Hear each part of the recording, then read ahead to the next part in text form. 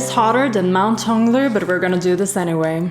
Good time zone to wherever you are in the world. This is Amelia, aka Space.Puffin, and we're here to read Volume 1 of Heaven Official's Blessing. It's been really warm these last couple of days, so I've been a bit hesitant to read and record, but it's gotten to the point where I can't wait anymore, so here we are. You know what else is about to get hotter? Yeah, we're getting into the next chapter, chapter 9 now, and I am pretty sure that's going to be the chapter with the Sinner's Pit, where we also get the return of Hua Chang's butterfly man form. And also, we get a little touchy feeling in the dark. Which also means we're getting to the end of the Banyu arc, so I'm honestly super excited about this. Mostly because that means we'll be done with the Banyu arc. And we can move into one of my favorite arcs. And also, when we were discussing this in book club, we realized that, well, we don't really have too much to talk about because the Donghua adaptation of the Banyu arc is pretty much down to the details. Like, it's done really well. Though that is not to say there aren't important details in here. In fact, so far, my Volume 1 experience has been like walking into Chekov's gun shop. Except I'm really bad at telling what is a gun and what isn't. Like, there are certain guns that I know are guns because I've seen them fired off in the future. But then we are getting introduced to things that might be things that we should be paying attention to, but I'm not sure about it. Like, for all I know, a lot of my discussions are gonna be the butterfly meme, where I go, is this a gun? And it's like, no, Puffin. It was just a random description. It was just a not gun. It was just prose. That said, there is a lot of new information. As in, new compared to the Donghua. Information we didn't get in the animated version. But a lot of this new info is not actually new to me. And that is mainly because at this point in my Donghua watch, I was still very new to the whole universe, and I think a lot of people were like, well, we don't know if she's gonna read this book after all. And we kind of want her to understand and get all the context. So a lot of things that aren't new, I already know about because I've already discussed them at length in my comment section in December, January. And that is not a bad thing. In fact, I had lovely discussions back then and I really appreciate it. But I just wanted to point that out to you guys because that was one of the reasons it was so hard for me to find things to talk about, because I feel like I knew about all these things already. Still, there are a few differences that I just kind of want to list out so that you know I've been paying attention, and just some things that I really like paying attention to. Like the fact that we have sulky and avoidant Sanlang, who is sulky and avoiding Xianle, which is, on the contrary, causing Xianle to pay even more attention to him, which is basically the same as in the Donghua. However, I do think that the Donghua was much more heavy-handed with Sanlang in general. Like, we get to see his expressions more, we get to see a variety of expressions on him, and he is observed by us and not just by Xianle. Like, we hear him say things and think things that Xianle has no clue about. And I can understand why they did that. They need to kind of sell the story in that first season and make sure that, you know, the viewer feels like they know where this is gonna go. They need the viewer to be Team Sanlang. Well, unless you're Team Hua Chang, I suppose that's fine as well. Like, I don't judge any of you all, I'm just saying that I think my ship is superior. Anyway, if there is one major difference I would like to point out, it is that the novel is indeed way more explicit than the Donghua is. For one, the snake scorpions, what were we calling them? Snakians? Snakeorpions? I know someone said that, like, Danny Mata called them like snorpions, and I think that's so fucking funny. Anyway, the scorpion snakes controlled by the evil state preceptor are described in way more grueling detail. Like, they're kind of translucent-ish as they're described in the novel. And you can see like these tendrils inside them that kind of forms their organs. And they're just all over more interesting in the novel. I can understand why they didn't want to spend energy on animating that, but I feel like if they did, they would have been even more memorable as creatures. A little bit more horrifying. I wish they had kind of spent a little bit of time on that, because yeah, Scorpion Snake, okay, that's cool, I guess, but I feel like I could have seen that in any fantasy story. Having them translucent and more horrifying would have been a lot more fun, I feel. Also, their origin story is told in grueling detail. Absolutely terrible. As a myth, as a legend, but still. But let's not dwell on that. Another thing that is given some time, like for the first time I think, in this chapter, in these past chapters, is Xianle and his relationship to pain. In which, after he is stung by the scorpion snake, he mentions how he has been poisoned before, and you know, it's fine because he gets ill and maybe passes out for 3 days. But then he wakes up and it's all good. Boy, that's probably not all good. And this is one thing that I remember popped up in the season 1 discussions in my comment section, again, because the Donghua doesn't make it too obvious, I think. And in fact, I don't think I would have noticed if it wasn't brought up to me by you guys. And I am guessing that the reason why it was brought up so much is because it is a very central theme of the story. Xianle's relationship to pain, and also to the whole dying thing that he does, being, you know, immortal and reviving, I suppose, ties into his story as, you know, his identity as General Hua in the Banyu arc, past bygone Banyu days, but also to the sacrifices he makes in the Fangxin arc. So I can see this becoming a recurring theme, and also something we really have to explore. Because just as in the Fangxin arc, like, just because you can, you know, get alive again afterwards doesn't mean that you should sacrifice your own life, you know? Just because you're used to pain and you can take it doesn't mean that you should. So we're probably gonna have to keep our eye out for any more of these kinds of descriptions. So this is something we will be paying attention to. Furthermore, I also want to bring up the sword. The sword that Nanfang is brought along in order to try and make Sanlang reveal his true form. Hongjing is a sword which was gifted from the Emperor Zhongwu to Xianle. It is a sword that has a unique ability to reveal someone's true form, which Sanlang avoids doing by shattering the sword in its sheath before he can actually pull it out. Like, it's supposed to turn red, and then in the blade, the demon or the ghost or whatever will be reflected in it. In fact, this sword was so important that even though Xianle was forced to pawn it off when he was banished and, you know, living rough, the general Nanyang Fangxin actually went out of his way to track down the sword and buy it back, or take it back, I have no idea how he got it back, but get it back so that he could take care of it. So here's the thing, yeah. It's super important because it was a gift from the Emperor to Xianle, and that actually informs us a little bit more about their relationship. Like, it's the first thing we're hearing of the Emperor giving things to Xianle. And it has this really cool ability. So I ask, a gun? Is this a gun? Is this gonna fire? And again, the reason I'm asking is because it has such a very, like, cool ability. And we are really playing around with a lot of identity charades in this story. And the fact that it's been named and also been connected, like, this is a thing that now connects Xianle to Fangxin, but also Xianle to Zhongwu. Like, I feel like this could be important later. I don't think Fangxin would just let it stay destroyed. I think he would try to restore it, and at some point it might actually pop back into the plot. So I'm gonna put this on the... I'm not sure where I'm gonna put this on the line between Xianle and Zhongwu, since it was originally a gift from Zhongwu to Xianle, or, you know, with Fangxin because he has it. I'm gonna put it on this line. I have a lot of space on this line and I feel like I want to fill it up a little bit more. So yeah, this is one of those instances where I'm like, is this something that we should be keeping our eye on, or is it just a fun detail that helps us flesh out the characters more?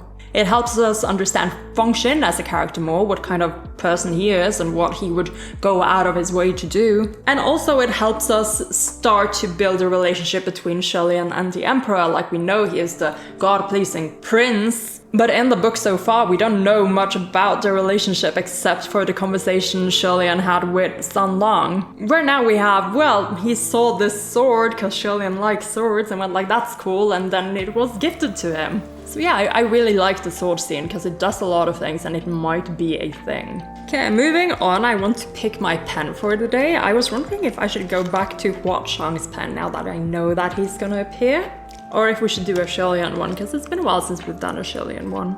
They're all very cute. Then again, this is like the one chapter that I know Huachang is gonna be in for like season 1. Let's do the Huachang pen again. Now, before we jump back into the book for chapter 9, I have received another question from the Temple of Corkboards. This time the winner of our competition, which is a competition where we guess, well, I make my followers guess how much time I'm going to spend recording one of these things, one of these videos. This time the winner is Gege Pink Yeti, who didn't guess the exact time but got the closest. With a 15-minute margin, no one else was closer, and therefore gets to ask me a question that I will answer in this video. And we've got another black box. This is our tradition now. Any question delivered to me gets black boxed, and then I have to reveal it as I'm recording the video, opening it on camera, which I think is kind of fun. Okay, last time we ended up creating the world of an Otome game, RPG, TGCF game, that I would like to play now, actually. We've got a lot of talented people in the server. I'm sure you guys can pull something together for me. I'm a bit busy myself, actually, discovering the source material. But okay, so, from Gibby. Alright, Puffin, here is your prompt for the next video. Following the trend, you can open this on camera. Let's go. Oh, okay. The Xianle Quartet is going on vacation together. Oh my gosh, is this gonna... This is gonna end up with just me writing fanfiction every time I get a question from you guys. Just to be clear, this is only like the third question I'm doing on camera. Okay, where are they going and how do they get there?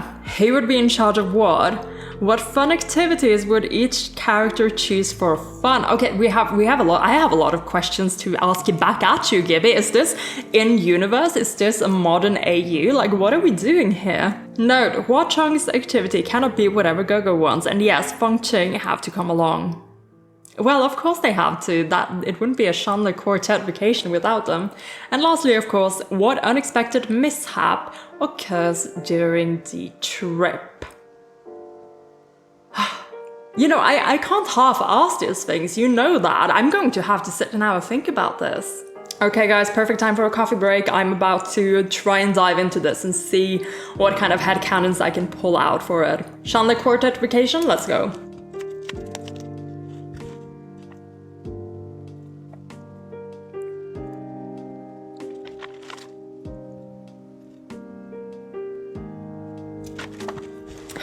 Okay, I take these things way too seriously, holy shit.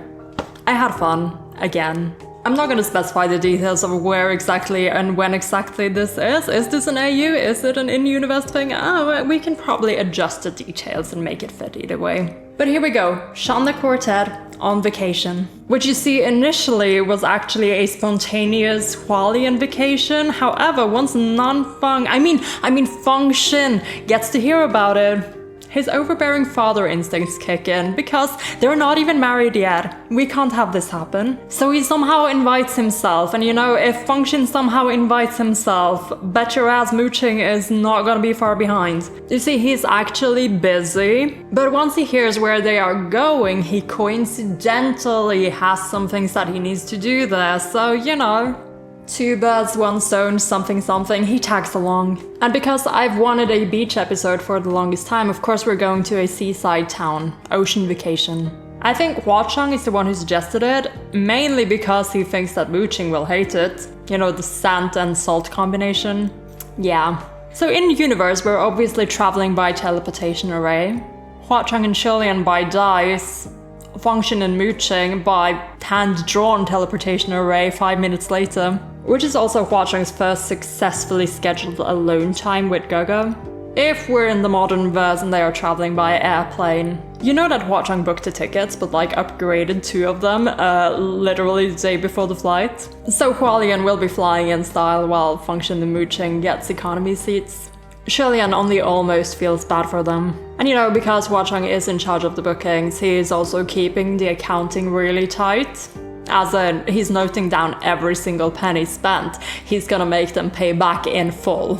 And because Function and Mooching have just inserted themselves into this vacation, they have put themselves in charge of chaperoning with, you know, mixed results. The first thing to go awry is, of course, the rooming situation, because Hwa-chang has booked 2 rooms with obvious intentions in mind as for who will be rooming with whom. But you know, no way in hell Function is gonna let them room together when they are not even married, as is with, you know, motivation for being here at all. Even if they have shared a bed or a mat or whatever before. But also, neither one of them wants to room with Crimson Rain Sword Flower.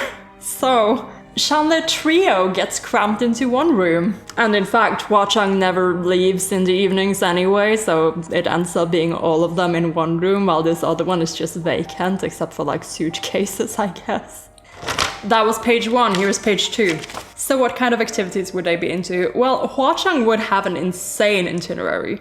Like, we're talking plays, exhibits, grand meals at famous seaside restaurants, and evening strolls along the pier afterwards. Just fanciful, romantic things, really. But of course, he will also fit whatever Gege wants into the itinerary. Shilian on vacation is... Like, I was thinking, you know how in Copenhagen, in Denmark, tourists can rent, like, kayaks or canoes or whatever, and paddle around as long as they pick up trash? He'd do that. Like, I feel like he'd do local cleanups like that and just make friends with the local people. He's also the kind of person I feel like would treat going to the supermarket in a foreign country as a cultural event. He would also buy food from the 40% off aisle, like the Save the Food aisle, even if he was staying in a hotel. Also, window shopping. Like, I feel like he'd just enjoy walking around discovering things, people watch, and maybe forget that his boyfriend is dying to spend money on him. I feel like he'd also only barely succeed in avoiding Sunlang buying him a whole knife set from like a, I don't know, local weaponry vendor or something. Yeah, Shilian would be less about making bookings and more about just making discoveries along the way. Function would start the vacation really uptight and almost forgetting to have fun at all, because he's just constantly watching Hualien. But gradually, I feel like he would relax into it. He would be interested in a lot of things Shilian would suggest, because I feel like they have similar taste in that they'd like to do physical things as well. And like he would, I feel like he would like to do physical things, like a hike to a famous landmark or something like that, especially in hot sunny weather. The southern sun ride? Function would get his tan on. Mooching would be pretty prissy about the whole trash picking experience, but I feel like he would secretly be enjoying the ride, especially Hwa-chang's itinerary, though he would never admit to it. He prefers to stay off the beach and for Function to keep a shirt on even when it gets, you know, warm, hot, sweaty. That's a lie. Mooching actually is the one to suggest a beach, although he sits underneath the parasol for the whole of the day. Drink in hand, a sizzling insult ready at any moment's notice. Just enjoying people watching, but more specific people. As for mishaps that would happen on this trip, well, aside from the whole bedroom situation, Mooching's luggage doesn't make it. He has to borrow Function's clothes because Shilian is too short, and he is not borrowing from Hwa-chang. Function is not opposed. At some point, Hualien gets their names engraved together on some sort of touristy thing, because you know there's always some sort of thing you can buy like that looks really cute. This shop owner misunderstands and engraves Function and Mooching's names together also instead of separately. At some point, Shilian has to get medical attention, go to the ER or whatever, for stepping on a fish. He feels more sorry for the fish. Everyone else is hoping that the fish was not poisonous. And those are my initial notes for a Xianle Quartet beach vacation, based on what I know about them so far. Though I am sure that this can be built upon and would make for a pretty cute little fanfiction in the future as well. Let me know what you think. And if you too would like to ask me a question, make me pick between character, give my analysis on a certain topic that you would like to hear me talk about, or ask me a fun prompt sort of question like this, consider joining the Temple of Corkboards as a follower by donating me a coffee. And today I have a few new names that need to go up on the board. So let's get started, shall we? First of all, welcome Charity to the Temple of Corkboards. Thank you so much for your donation. Your name tag will be going up on the board today, along with a couple of more newcomers. Thank you so much, DK Williams, for your donation. Your name tag is also going up on the board. And also welcome to the wonderful Maria, Butterfly Tooth, Wilted flower emoji. I drew a butterfly emoji, kind of, sort of, on your name tag. So I'll remember. I'll put you right there. Thank you for supporting the Temple of Corkboards. And at last, I've got another cherry blossom to put up for the lovely Maru, who's been supporting me for months and months already. Thank you so much, Maru, for all your support, for continuing to watch these videos, and for enjoying them as much as you do. And of course, for spending time with us in the server. And with that, I have completed the board for this time. If you'd like to see your name up on the board and get a shout out, maybe earn some pins, look for the coffee link in the description down below. And so, which means we're ready to finally get to our reading. I know that there are 3 chapters left of volume 1, but there's still a considerable chunk left of text. Like, we're talking just a little bit less than 100 pages still, so this is probably gonna have to be cut up. And I don't know how much I'll read today, but I'm hoping to get at least one big chunk in, so 1 or 2 chapters, let's see. And without further ado, here is chapter 9. Dallying Hualien, it's actually the title. Dallying Hualien, Nightfall in Sinner's Pit. The more adamant the Mudface was, the more alarmed Xianle became. Everyone stand back, don't go near him, and don't listen to a single word he says. The crowd dispersed in a panic. The Mudface continued to chuckle. Don't leave, there's no need to be like this. I'm a human too. I won't hurt you. Oh, you're mistaken, you look nothing like a human, Xianle thought. Just then, something unexpected happened. One of the merchants snuck back towards the field, probably thinking that he still had to bring back some herbs for the wounded, but when he bent down to pick up the ferns he had dropped in fright earlier, the Mudface twisted and spotted him with a glint in its spinning eyes. Oh no, Xianle thought, rushing toward the man. Don't pick that up, come back! But it was too late. The Mudface opened its mouth, and a long, blood-red thing slithered out. What a long tongue! Xianle grabbed the merchant by his collar and hustled backward with him in tow, but the tongue that flew out was freakishly long and forced its way right into the merchant's ear. Yeah, I remember this part. Xianle felt the body in his grip convulse violently. The merchant's limbs writhed non-stop, and the man let out a short, agonizing scream before falling to the ground. That long tongue dug out a large chunk of something bloody from his ear and brought it back to the Mudface's mouth. The Mudface happily chewed and cackled, his laugh so disturbingly loud it filled the entire palace grounds. So good, so good, so delicious, so delicious, so delicious. I was hungry, so hungry. His voice was sharp and shrill, his eyes bloodshot, horrible and disgusting to the extreme. This man, who had been buried for over 50 years in the ground of an evil-filled kingdom, had already been molded into its soil and became something other than human. Xianle loosened his grip on the deceased merchant, his entire arm shaking. He was about to strike the repulsive monster when the Mudface screamed again, "General! General! They're here! They're here!" A deafening cry, more savage than that of a beast's, echoed in the distance. A dark shadow dropped from the sky and landed heavily in front of Xianle. The entire palace grounds quaked on its landing. When it slowly stood up, its enormous shadow enveloped the entire group. This man was truly much too big. His face was as grim as steel, his expression ferocious and turbulent like that of a beast. He was at least 3 meters tall, clad in leather armor on his shoulders and chest. Rather than a man, one could say he was more like a walking wolf. Behind him, more and more similar forms appeared. 1, 2, 3, over 10 of those men jumped off the roofs of the palace and surrounded them.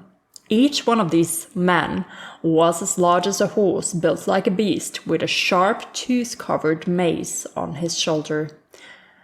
I wonder if, this is just their ghost form, this is how they've kind of become after death, or, how much like this were the actual Banyu people. At least in the Donghua, Como seemed a little bit more humanized when he was, a human in the flashbacks. So I'm choosing to headcanon right now that, these forms are these beastly forms they took on after death. They might as well have been werewolves. When they circled around the intruders in the garden, it was like a large steel cage had fallen upon them, the soldiers of Banyu. These soldiers emanated a dark aura and were undoubtedly no longer alive. Xianle was tense and held Roye in position, ready to attack. However, when the Banyu soldiers saw them, they didn't rush in to kill. Instead, they raised their heads and roared with crazed laughter, howling in a foreign language. The sound of their words was ghastly, guttural, and heavy with tongue rolling. That was the language of Banyu. Although it had been 200 years and Xianle had pretty much forgotten the language, he did review it with Sanlang earlier in the general's tomb. And the words uttered by these soldiers were loud, simple, and vulgar, so they weren't difficult to understand. He heard the soldiers call the first man General. Their conversation was filled with phrases like, "Take them away," and "Won't kill for now." Xianle took a deep breath to force himself to relax. He said in a low voice, "Everyone, don't panic. These Banyu soldiers won't kill us for the time being. It seems they want to take us somewhere. Don't do anything rash. I can't guarantee I can beat them in a fight. We'll figure this out as we go."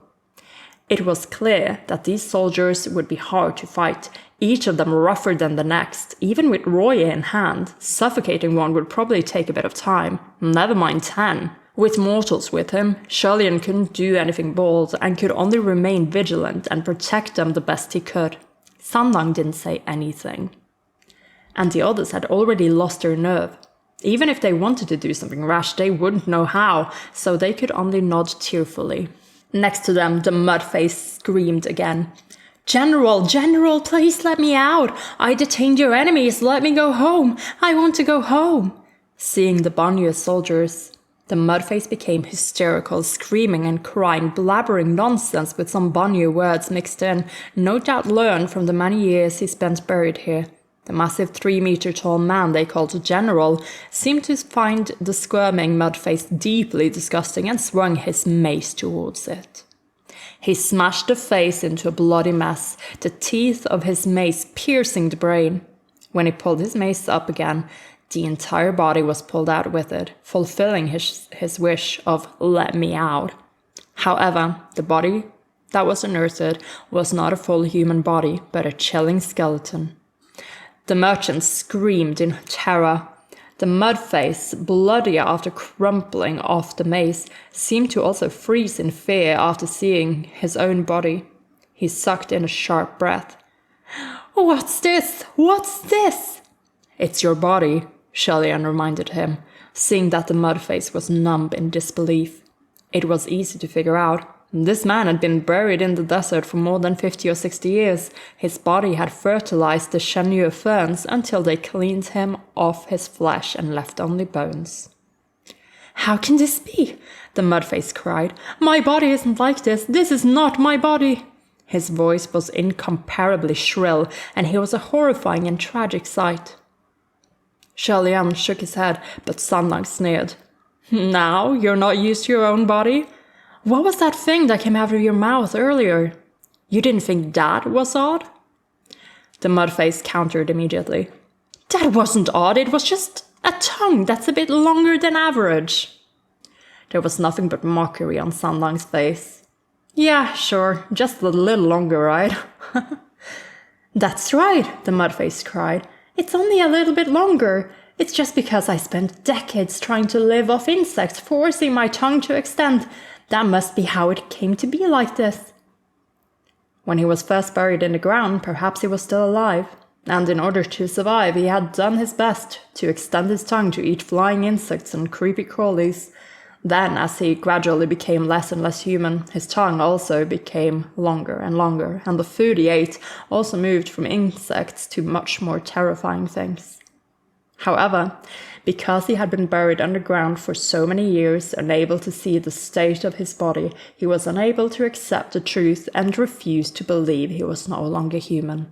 The mudface kept trying to argue. There are plenty of people who have long tongues, not just me. Sanlang smiled, and Xianle felt a chill watching him. This youth's smile really gave off a sense of cruelty, like he was on the verge of ripping off someone's face. Do you think you're still human? Sanlang questioned. The mudface felt a sense of danger at the question and suddenly became agitated. Of course I'm human! I'm human! The mudface screamed and tried to move his white, bony limbs all at once as if trying to crawl away. Finally unearthed, he was mad with joy, cackling. I'm going home! I can go home now! Ha ha ha ha! Crack. The Banyu general finally had enough of this monster's shrill cries. In a split second, he crushed the bones in one stomp, killing any more of his cries of I'm human. Yeah, this is really a horrifying scene. It's a terrible way to go. I thought the imagery was really cool though the first time we got to it. Like, it makes sense that in a desert like this, that is, a dying oasis, there wouldn't be any plants or animals to continue an ecosystem that would make sure that these Xianle ferns could thrive, So not only would the human travelers become food for the souls in the sinner's pit, they would also become the fertilizer, the nutrients needed in order to get these ferns to grow so that the soldiers could be safe from the snake venom. As for why they would leave him alive, I don't know. It's absolutely horrifying. Like, it lends itself to the horror aspect of the book already that we discussed a little bit earlier. Like, we're not shying away from these, horrific things, these horrific actions. But I wonder if they let him live because it makes it easier for the humans who go to the Banyu kingdom to find, the fern to be discovered, because they'd be so shocked by him. There would be a lot of commotion, and he would also maybe, cry out. So maybe he's part of a trap in a sense, even though he isn't personally being compensated for it. I'm trying to find any other reason why they would keep him alive. Because obviously the author wanted him to be there because being a witness from 50, 60 years ago plants that seed of one of the people in this group, maybe Hua Chang, right? Could have been here all those years ago. So the author wanted to plant that clue, and using a witness like this was the best way to do it. But that also leaves us, the reader, with having to find a reason to justify why they kept him alive instead of just killing him and using his body for fertilizer. And that is the best I can do for now. I also can't help but wonder if this insistence on his own humanity, in spite of the fact that he's become a monster, is a sort of thing that we should pay attention to, if there is a parallel to get here, or if it's just about his tragedy, this mud-faced tragedy. Because we do have a lot of focus of Hua Chang being pretty disgusted by him. And I wonder if this is vaguely connecting to the fact that Hua Chang also thinks of himself as not human, as a monster. And in a sense, I feel like maybe this mockery is him also, stating the obvious, sure, but also being like, well, at least I'm superior enough that I've accepted this. I've accepted that I'm not human, that I am indeed a monster, and this person has not. So just a minor thought on that. After trampling the irritating mud-face, the general roared at the soldiers. The Banyu soldiers all raised their maces and, growling at Xianle's group, started herding them out of the palace. Xianle walked up front with Sanlang still following close behind. Despite being rushed by ruthless Banyu soldiers, the youth's step was still light and casual, as if he were taking a stroll. Xianle had been hoping to find a chance to talk to him, and after a while, when the Banyu soldiers went back to conversing among themselves, he spoke to Sanlang in a low voice. "Those Banyu soldiers called their leader General. I wonder who it is." As expected, when he posed a question, Sanlang still answered. At the time when the kingdom of Banyu fell, there was only one general. His name, translated, is Kamu. Kamu, as in millstone? Xianle wondered at the odd name. "That's right," Sanlang said. "Apparently it was because he was awfully weak when he was young and was often bullied. He rallied and built up his strength by training with large millstones, which is how he got his name." Xianle couldn't resist thinking, then he could have just as easily been named Dali for brawn. Okay. Sanlang continued. "Legends have it that Kamu was the strongest warrior in the history of Banyu, 3 meters tall and extremely powerful. He was a loyal supporter of the state preceptor, even after death. Is he taking us to the Banyu state preceptor now then?" Xianle asked. "Perhaps," Sanlang replied. "If there were more Banyu soldiers there, how would they escape? Who knew how Nanfang, who had lured the other 2 away, was doing? The Shanyu fern was still in their hands, but how are they going to deliver the ferns to the wounded within 24 hours? Xianle contemplated as he walked, and soon he noticed that General Kamu was leading them to a remote place at the far end of the city. When they stopped and Xianle looked up, the colossal yellow earthen wall stood before him like a giant. Their destination was the Sinner's Pit. Although Xianle had lived in the Banyu area for a time, he'd rarely gone into town and had never gone near the Sinner's Pit. Seeing it this close, Xianle's heart started pounding for some reason. The yellow earthen walls had a set of stairs along the outside. While they slowly climbed the crude stairs, Xianle scrutinized the pit and tried to look with his human eyes into the depths until he finally understood why his heart was pounding. It wasn't because of thoughts of how this was a place of torture and cruelty, and it wasn't his worry about everyone getting pushed in. He was feeling the palpitations of a very powerful array at work. Someone had purposely set up an incredibly powerful array using the Sinner's Pit's surrounding terrain and structure. And this array only had one purpose: to prevent the fallen from ever resurfacing. What that meant was, even if a rope or a ladder was sent down into the pit, whoever tried to climb from the bottom would get cut off halfway and thrown back down. Without outwardly showing his intent, Xianle used the wall as support to climb up the stairs. After walking for a stretch, he determined the material of the wall. He discovered that, while it looked like it was made of earth, it was actually incomparably hard stone, probably enforced with a layer of magic. It'd undoubtedly be very difficult to break. And then we have on the next page a page of writing and also art of Banyu hanging from the pole. The shadow we'd seen in the distance. Gosh, I love the atmosphere of this drawing actually. This is absolutely perfect for the mood that we're settling into in the book as well. When they reached the end of the stairs and came to the top of the pit, standing along the wall's eaves, the only word to describe the sight was awful. That's it. It inspired awe. The whole of the Sinner's Pit was formed by 4 great walls surrounding it. Each wall was over 100 meters long, over 60 meters high, and over 1 meter thick, the structure standing solemnly tall. At the top of each wall there was nothing, neither gazebos nor railings. Within the enclosure there was a deep abyss without a bottom in sight. With the growing night, there was only blackness and the chilling smell of blood wafting up from below. No one dared look down while walking along the railing-less eaves tens of meters above the ground. After a while, they could see the pole that stood in the center, and attached to that pole was a hanging corpse, the same one they had spotted before. The corpse was a small black-clad girl, her clothing tattered and head bowed. I think at this point, the moment you know that this corpse is a girl, there should be like bells going off regarding the state preceptor thing.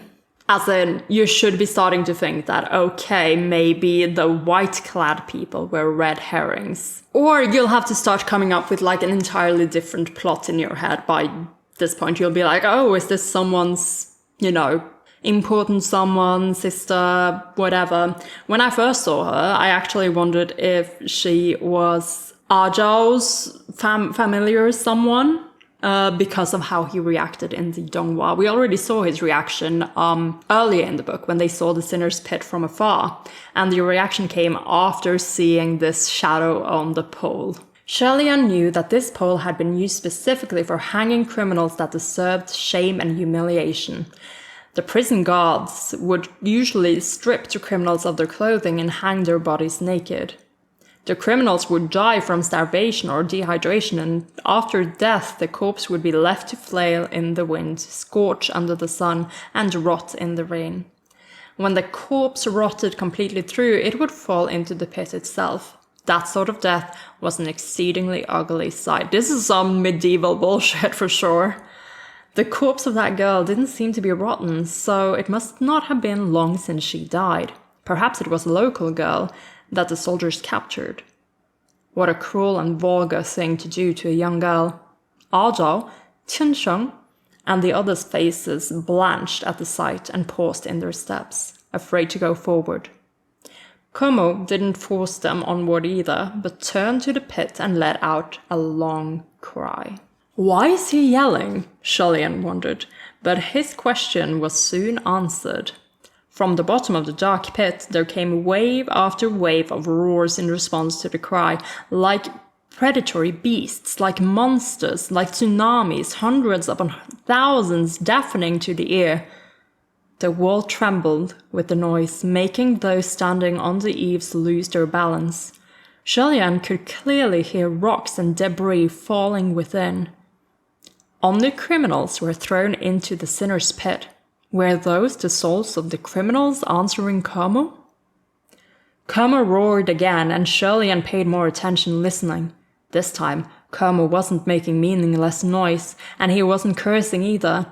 Instead, he was giving encouragement.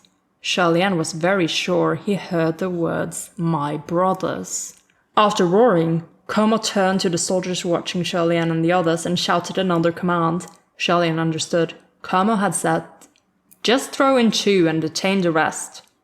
The others might not have understood what was being said, but the intent of those soldiers was not hard to guess.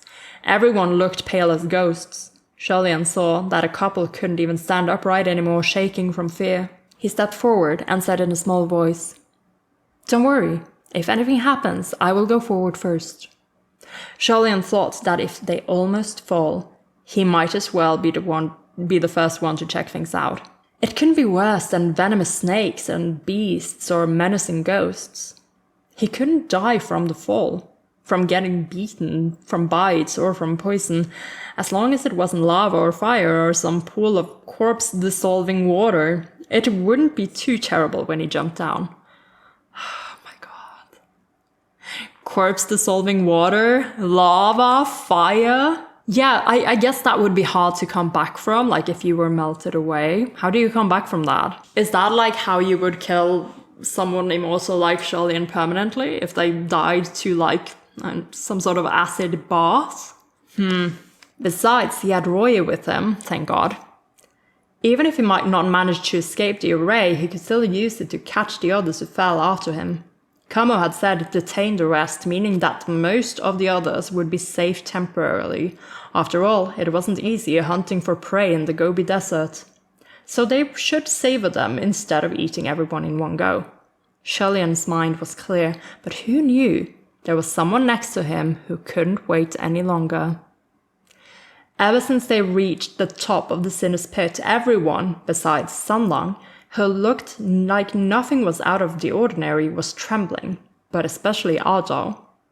He must have thought that if he was about to die, he might as well go down fighting. He clenched his fists and suddenly revolted. He went charging towards Como with his head down. The charge looked like Ajao was ready to perish but wanted to take Como down with him by knocking them both into the pit. Even though Como was the bigger of the two, strong like a steel tower, he got pushed back 3 steps from Ajao's desperation.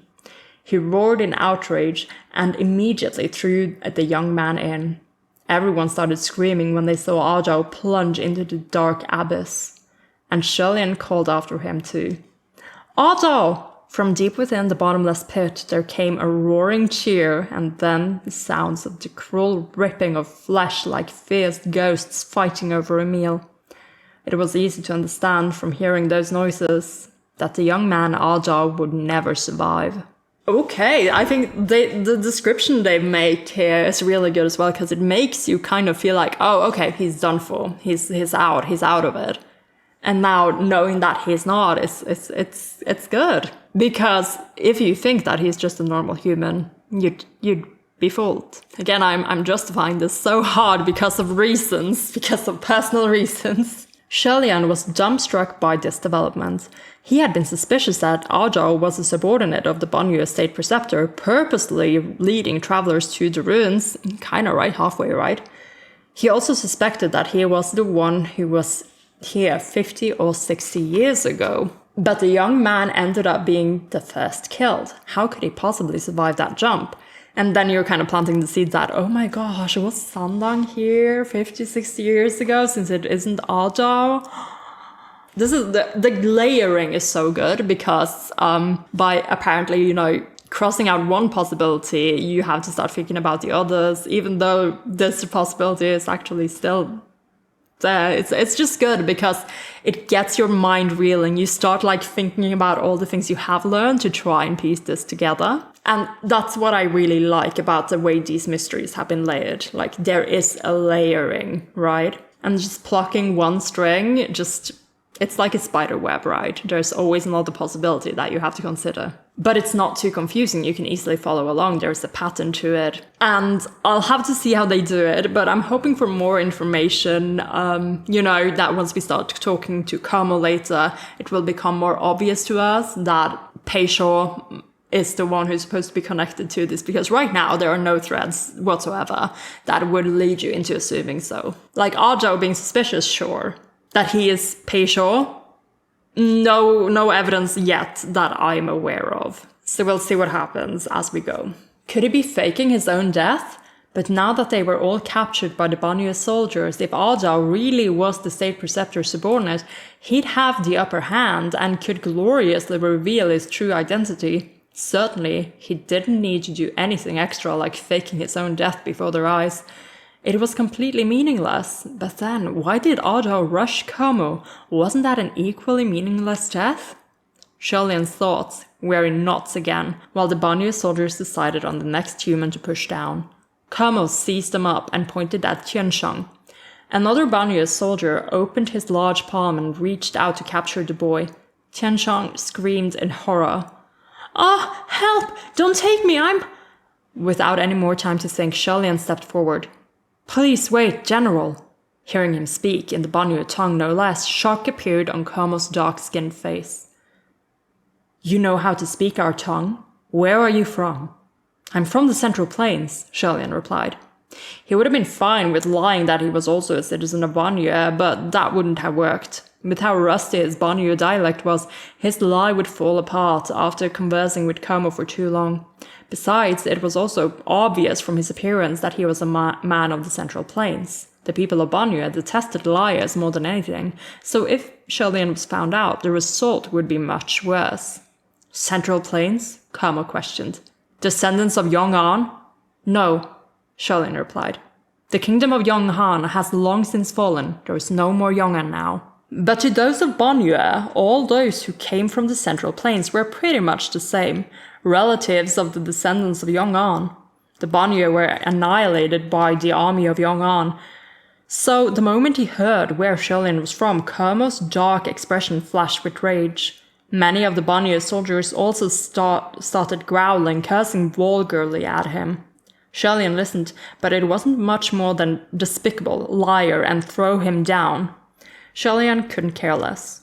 Kermo demanded, "Our kingdom disappeared in the Gobi over 200 years ago. You are not of our people. Why do you know our tongue? Who are you?" Xianle couldn't help but steal a glance at the calm youth behind him, mentally hoping that if his lies fell apart later, maybe he could shamelessly ask Sanlang to save him. You don't even have to ask Xianle. He's got his own little plans thought out. Don't worry about it. Ask shamelessly. He cleared his throat and was ready to start jabbering nonsense when another series of enraged growls sounded from below. It seemed that whatever was down in the pit had finished ripping Ajao apart, but they were still hungry for more and cried out to convey their thirst for fresh blood. Kermo waved his hand again, ready to have Tianshong thrown over, so Xianle spoke up. "General, please take me first." Kermo must have never heard anyone request to go first before, and his eyes bulged like balls. He demanded in disbelief, "You go first? Why?" Xianle couldn't tell him the truth and say it was because he wasn't scared. He thought for a second and came up with a logical answer. "General, they are innocent passing merchants. There is even a child among them." Kermo sneered. "When your young army annihilated my kingdom, do you think we did not also have innocent merchants and children? The fall of the kingdom of Bonnier was over 200 years ago, and since then, countless dynasties had come and gone. However, these were the dead for whom time had stopped. Hatred and grudges would not fade with the changing times." Kermo continued, "You're very suspicious. I will need to question you. You're not going down. Throw in a different one." There was no helping it.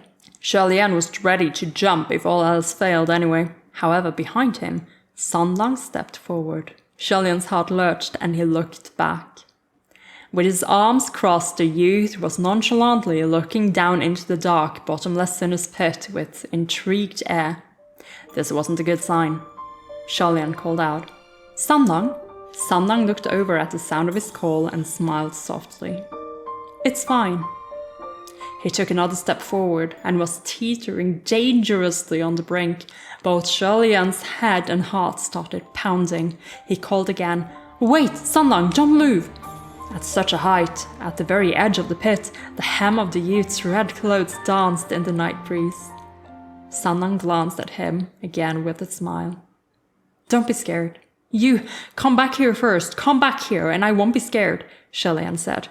"Don't worry, I'm just going to leave for a bit. We'll see each other again soon," Sanlang said. "Don't!" Before he finished, the boy took another step forward, his arms still crossed. Then, with a light leap, he instantly vanished into the unfathomable darkness. The moment he jumped, Roya shot out from Xianle's wrist and transformed into a streak of white, trying to grab hold of the youth's form. Yet the plunge was too fast, and the white silk band returned dispiritedly without even a sleeve corner. Oh, Roya. Xianle fell to his knees at the edge of the wall and screamed, "Sanlang!" Not a single sound. After Sanlang jumped, there was not a single sound. Next to him, many of the Bonnier soldiers started yelling instead, all dumbfounded and bewildered. What was wrong with today? In the past, they'd always had to catch their prey and throw them into the pit, but tonight their prey took turns fighting to jump down on their own. And when held back, they jumped anyway? General Kermo yelled for them to calm down. As for Xianle, when he saw that Roya didn't catch Sanlang, he didn't waste any time thinking before pulling back the silk band and taking a leap off the wall himself. But when his body was still in mid-air, he felt his collar tightened and he stayed in place. Xianle looked back. It turned out that when General Kermo saw him jump, he reached out and nabbed Xianle by the collar, preventing his fall. "If you want to join me, that's fine too. Best if we go down together." Xianle urged him with his mind, and like a snake, Roya shot out once more. It wrapped itself up Kermo's arm and roped his whole body. Seeing that the white silk band was unpredictably deadly and spirited, Kamo's veins popped, and his muscles instantly swelled as if trying to forcibly rip the fabric tying him. Xianle was at an impasse with Kamo when he saw something peculiar out of the corner of his eye. The corpse hanging on the pole suddenly jerked and raised her head slightly. The band of Banyu soldiers also saw the corpse move and started yelling, swinging their maces to attack it, but the black-clad girl somehow untied herself and hopped off the pole before speeding towards them. She was like a black wind, blowing through the eaves, fast and wicked. The soldiers couldn't maintain their balance and were quickly swept into the sinner's pit one by one, screaming. Outraged, Kamo yelled extreme vulgarities at her, many of which were street slang that Xianle couldn't understand well. But he did understand the first words. "It's that bitch again!" The swearing ceased in the next moment because Xianle suddenly yanked Kamo over to fall into the sinner's pit with him, into the inescapable sinner's pit. While falling, Kamo roared with such fury that it almost killed Xianle's eardrums.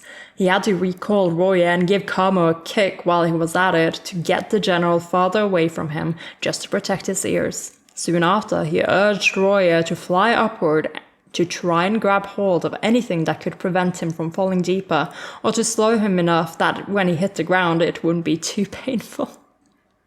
However, the sinner's pit was formidably built and had an equally powerful array at work, so not only couldn't Roy reach higher, it also couldn't find anything to hold on to. Xianle thought he was going to crash and flatten like a pancake, as he had many times before. Xianle flattened like a pancake, as he had many times before.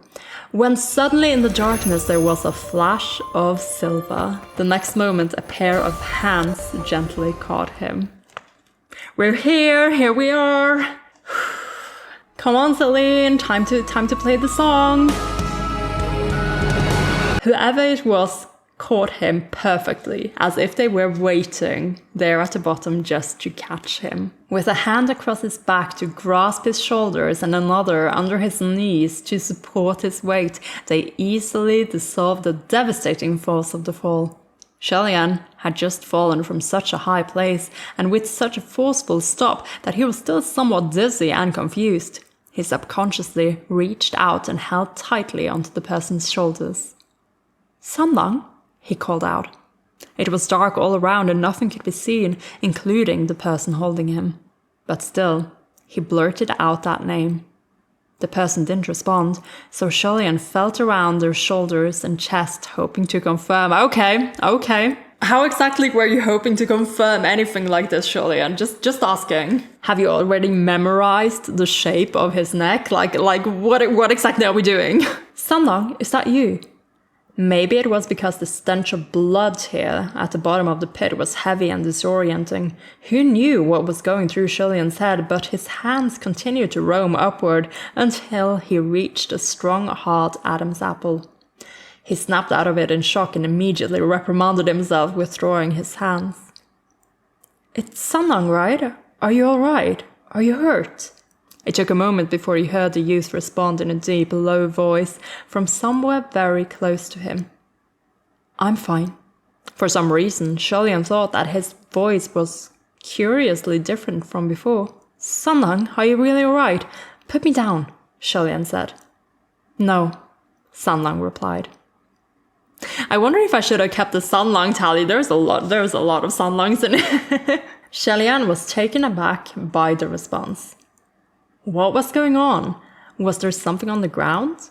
That pair of arms was still holding him tightly without any intention of letting him go. Xianle raised his hand and was about to gently push himself away. However, just as he laid his hands on Sanlang's chest, he abruptly remembered how after he was caught from the fall, his hands had roamed and felt up that hard protrusion. His hands had roamed and felt up that hard protrusion on the youth's neck. He quietly withdrew his hand again. Xianle didn't know what was up. It had been hundreds of years since the last time Xianle cared about being awkward, but now there was a voice in his head telling him that he'd better stay still and proper to behave himself. Just then, there was an enraged, sorrowful wail, and a sharp voice from the other end of the pit roared, "What happened to you?" Those words were shouted in the Banyu language, and from the voice it was General Como that Xianle had dragged down with him. Since he was already dead, the fall wouldn't have killed him. It was a violent crash, however, and he probably blasted out a human-shaped crater in the ground with him embedded. And once he climbed out, he started yelling, "What's going on? My brothers, what happened to you?" When he roared into the pit earlier from the top of the wall, there were hundreds and thousands of voices that answered his call, as if the pit was filled to the brim with angry, menacing ghosts. But right then and there, other than Kamo's cries, Xianle could only hear dead silence. Yup. Because we cleaned those up. We cleaned them up already. Just preemptively cleaning up stuff so we don't have to clean it up at the end of the arc like we had to do, with the bodies in the trees in the Ghost Groom arc. We're just being efficient, Xianle. We're just being efficient about it. There wasn't even any sound of breathing or that of a heartbeat from Sanlang right next to him. Xianle's breath hitched, suddenly realizing what was amiss. That's right. Even though Xianle was pressed against Sanlang, he couldn't detect the sounds of his beating heart or of his breath. Kama roared, "Who killed you? Who was it?" When Ajao first fell, there were horrifying sounds of flesh being ripped apart. But after Sanlang jumped, there was no more noise. Who else could have done it? Kama himself must have realized this, and he shouted towards them, "Killing my soldiers? You're dead. I'm gonna kill you." Although he couldn't see, Xianle could still sense danger rapidly approaching and jerked. "Sanlang, watch out!" "Don't worry about him," Sanlang said. Still holding Xianle tight, he made a small sidestep and spun around. In the dark, Xianle heard a series of fine clinking sounds, pleasant to the ear, clear and intense, swishing here and there. Como pounced to capture them but missed the first time. He whirled around to lunge again, but Sanlang easily sidestepped and dodged him again. Xianle's arms involuntarily climbed up Sanlang's chest once more and held on tight to his shoulders, subconsciously clutching at his clothes. I'm having a blast. I don't know if you can tell, but I'm having a blast. But the arms carrying him were steady. Even with all the spinning and sidestepping, the hold was still strong and secure. Xianle could feel something cold and hard on those arms that would poke him every so often, and was a little confused. In the endless blackness, streaks of shimmering silver flashed everywhere, and sounds of sharp metal slicing wounds into flesh were accompanied by Kerma's angry roars. It was obvious that the Banyu general was heavily wounded by now, but as tough as he was, he refused to admit defeat and once again rushed toward them. Xianle called out, "Warrior!"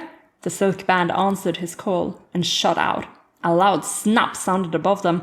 Kerma seemed to have been whipped high up in the air, then flipped and dropped to the ground. This fall made Kerma roar angrily. "You two against one! Despicable! You were gonna kill us! Who cares if it's 2 against 1, or despicable or not? Saving my life is more important, and I'll kill you dead first," Xianle thought.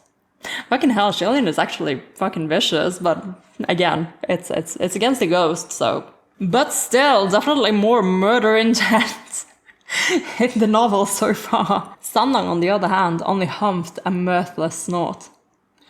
"Even one-on-one you wouldn't win. You don't have to fight."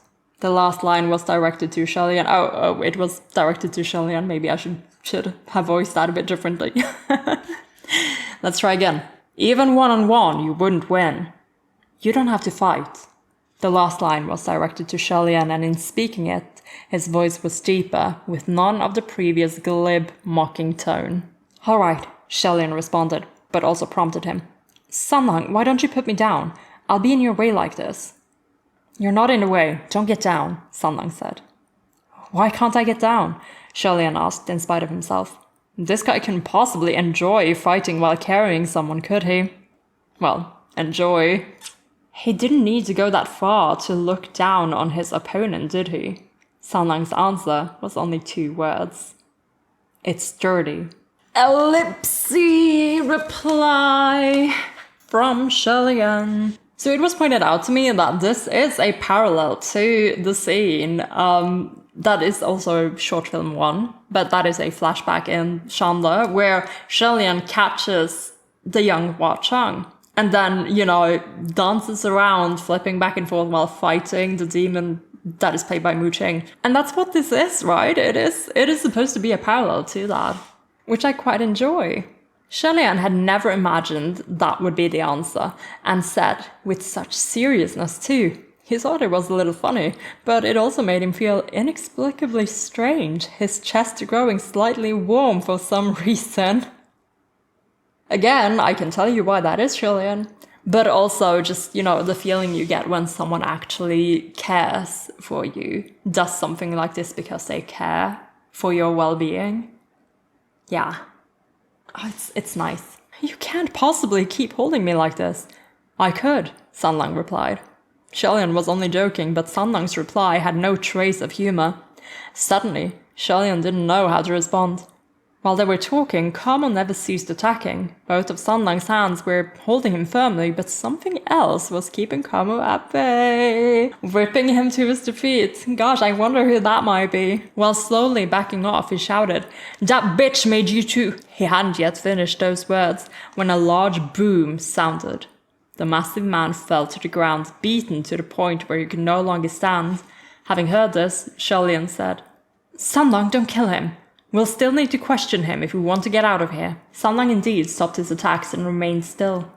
I wasn't planning on killing him anyway, otherwise he wouldn't have lasted till now.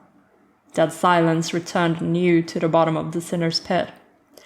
After a moment, Xianle asked, "Xianle, were you the one who did all this down here?" Even if nothing was visible from the dark, with such an overpowering stench of blood, such an aura of bloodlust and Kamo's madness and rage, it was obvious what happened down here. There was another momentary silence before Xianle heard Xianle's response. "Yes," he said. It was the expected answer. Xianle sighed. "How should I say this?" Xianle chewed on his words and organized his thoughts before continuing in an earnest tone. "Xianle, next time you see a pit like this, don't just jump in randomly. I couldn't even stop you, really, I didn't know what to do." Xianle didn't seem to expect that kind of response and was stumped for a moment. When he spoke again, he sounded a bit odd. "You don't want to ask anything else?" "What else do you want me to ask?" Xianle said. "For example, whether I'm human," Xianle replied. Xianle rubbed his forehead. I don't think that's necessary." "Is it not?" "Is it? It's not important whether you're human or not," Xianle said. "Oh?" Xianle crossed his own arms while being held in Xianle's and replied, "Forming a friendship should depend on how well two people hit it off and how well their personalities match, not their identities. If I like you, you could be a beggar and I'd still like you. If I dislike you, you could be the emperor and I'd still dislike you. Shouldn't it be like that? It's simple logic, so whether you're human or not is irrelevant." Xianle laughed out loud. "Yeah, you're very right." "Right?" Xianle said, laughing along too. But the more he laughed, the more he felt something was off, and it came to him suddenly. He was still letting Xianle carry. What do you mean something was off? I think this was on point. I think this was very in tune with the fact that this Xianle, you might not have caught on yet. I know it's gonna take you a while, but this is in fact a BL novel. I'd like to look at the cover, Xianle. Like, look closely. Like, are you seeing this, man? Are you seeing this? You were there. Like, you tell me, Xianle, you tell me. And the scary thing was he had gotten used to being in this position without realizing it. I don't know, Xianle. How about you just keep getting used to it? Keep getting used to it. This was gonna be the death of him. Xianle cleared his throat quietly and said, Xianle, we can talk about that later. Why don't you put me down first?" Xianle seemed to have flashed a smile and said, "Hold on." He carried Xianle and walked for a bit before gently setting him down. When Xianle was back on his own 2 feet, he could feel hard, flat ground. Thanks. Sanlang made no gesture in response, and after thanking him, Xianle gazed upward. In the deep blue sky, there hung a brilliant crescent moon, exceptionally beautiful. It was just that it was framed by a squared-off sky that made him feel like a frog stargazing in a well. Xianle tried urging Roya to reach for the top again, but as expected, it only leapt up halfway before it was stopped by something invisible and rebound, unable to go higher. There's an array drawn around the Sinner's Pit, Sanlang said. I know, I just wanted to give it a try, Xianle said. I can't give up until I've tried, you know. I wonder how the others are doing up there. Will that girl in black also sweep them down? He recounted to Sanlang how the girl who was hanged on the pole suddenly escaped and swept all the soldiers down into the pit. While talking, he stepped on something on the ground. It appeared to be an arm. And Xianle almost tripped. He steadied himself immediately, but Sanlang still reached out and helped support him, chiding. Be careful. I told you the ground was dirty, Sanlang added casually. Xianle now understood what dirty meant and said, It's fine. I wanted to ignite the palm torch, see what's happened down here, and go from there. Sanlang didn't respond. Just then, from afar, Kermo's cold voice bellowed again. You too, doing the bidding of that bitch! The thousands of wronged souls in this kingdom will curse you! Xianle turned towards Kermo and asked, using the Banyu tongue, General Kermo, who is that person you speak of? Kermo replied hatefully, Why pretend to ask? That evil cultivator! Is it the female cultivator who roams the city streets? Kermo spat angrily on the ground, and Xianle took that as a yes. He continued to question, Weren't you a loyal supporter of the Banyu State Preceptor? Kermo was provoked by his words and yelled, I, Kermo, will never again be loyal to her. I can never forgive that bitch. A long string of curses followed. Kermo was hysterical and spoke rapidly, so fast that Xianle blanked out at the end, unable to follow. He quietly whispered, Sanlang, Sanlang. And so Sanlang translated. We're admitting that, Sanlang probably knows the Banyu tongue better, so we're going to use him as our Google Translate. That's fine. He's happy to serve. He's happy to serve. And so Sanlang translated. He's cursing. He says that woman betrayed his country, opened the city gates, and led a young army into slaughter. She's got the blood of her people on her hands, and of his brothers, who she pushed into this pit. He will hang her dead 1,000 times, 10,000 times. Wait, hold on, Xianle quickly exclaimed. How could this be? There were 2 things that didn't match. First, the woman cultivator roaming in the city streets that Xianle spoke of earlier was supposed to be that lady in white, but now Kermo was calling the Banyu State Preceptor bitch and saying she pushed his brothers into the Sinner's Pit. Earlier, when the black-clad girl swept the soldiers into the pit, Kermo swore and cursed her with the same profanity. Plus that last bit. Hang her dead 1,000 times. Xianle suddenly realized they didn't seem to be talking about the same person. Secondly, it was the Banyu State Preceptor who betrayed the kingdom of Banyu? Xianle interrupted Kermo. General, the Banyu State Preceptor you speak of, was it the girl in black hanging on the pole of the Sinner's Pit? Who else would it be if not her? Kermo shouted. Ellipsy reply from Xianle. The scrawny corpse-like girl in black was the real state preceptor of Banyu, but if that was the case, who were the lady cultivator and her black-clad companion who strolled through the streets looking to kill them? Yeah, that's it though, like the last part, you haven't really confirmed that last part, Xianle. The girl in black had immeasurably strange powers and could easily sweep dozens of fierce, powerful Banyu soldiers off the wall. So how was she hanged above the Sinner's Pit? Maybe she let herself be hanged. The story was getting more and more bizarre, more and more convoluted, the more Xianle listened. General, I want to ask. No more questions, Como interrupted. You killed my soldiers. What else could you want to know? I won't answer. Now fight me. I killed them. He didn't do anything, Xianle said. You can answer his questions and fight me. Well, that was irrefutable logic. Como yelled angrily. You're both her helpers. There's no difference. Xianle immediately said. General Como, I think you misunderstood. The only reason we've come to the Gobi is to get rid of the state preceptor of Banyue. How can we be the helpers she sent for? Hearing that Xianle was actually here to destroy the state preceptor, Como fell silent. After a while he asked, If you weren't helping her, then why did you kill my soldiers? Because you were going to throw us into the pit and we had to defend ourselves, Xianle explained. Nonsense, Como argued. I didn't throw a single one of you. I even caught you. You all jumped down yourselves. Well, half right. Yes, we all jumped into the pit ourselves, Xianle said. General, we're all trapped at the bottom of this pit. Let's just call it a truce for now, alright? Why did that Banyue state preceptor open the city gates to let the enemies in? As if Como would listen to reason. He said resentfully, You two are despicable, fighting me 2-on-1. Xianle felt a little exasperated. I only smacked you once, I didn't do much. He didn't mind being called despicable or sly or whatever, if the situation called for it. Never mind 2-on-1, he would bring 100 to beat one down. Who cared about fighting fair? But earlier, Xianle obviously had the upper hand, even while carrying him, and he also told Xianle not to fight. Como seemed to think he could have won if it had been just him and Xianle though, and Xianle felt bad for him. Still, it seemed Como was the type who could easily be made to spill the beans. Xianle would just have to go slow, not a problem. Xianle, on the other hand, didn't have the same patience. He said leisurely, You'd better answer his questions for the sake of your soldiers. You already killed them, Como said. It's pointless using them to threaten me.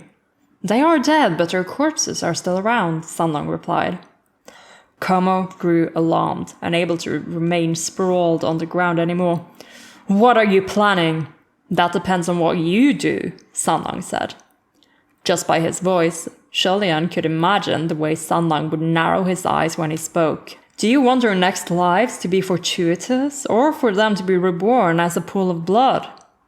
Como stopped, but soon understood what Xianle meant.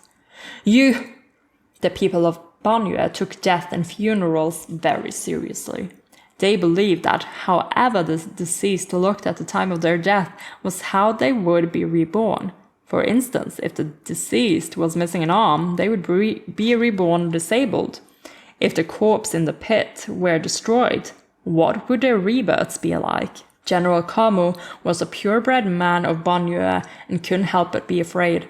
As expected, on the other side of the dark pit, Como gritted his teeth, soundly enraged. Then after a while, he relented helplessly. Don't touch their bodies. They were good, brave soldiers. It was already a tragedy that they were trapped in this pit for so many years. I don't know if being killed by you is a blessing or not, but I will not have their corpses humiliated further. He paused, then asked, Are you really here to kill Banyue? Xianle replied warmly, That is no lie. The more we know, the better chance we have of winning. Very little is known about the state preceptor of Banyue in the outside world, so we have no idea how to fight her, even if we want to. But you have worked under her before in the past, so perhaps you can enlighten us? Maybe it was because they shared the same enemy, the state preceptor of Banyue, that a sort of bond was developed. Or perhaps in this an inescapable abyss, atop the dead bodies of his soldiers, Como became disheartened. Whatever the case, Como seemed to have lost the will to attack them. You don't know why she opened the gates and let those young'un in? It's because she wanted revenge against us. She hates the kingdom of Banyue. What do you mean she hates the kingdom of Banyue? Isn't the Banyue state preceptor a person of Banyue? Xianle asked. Yes, but not entirely, Como replied. She's of mixed blood. And the other half is from Yong'an. As it turned out, the Banyue state preceptor was born of a Banyue woman and a Yong'an man. Living on the border, where the people of two nations shared mutual hatred for each other, things were difficult for an interracial couple.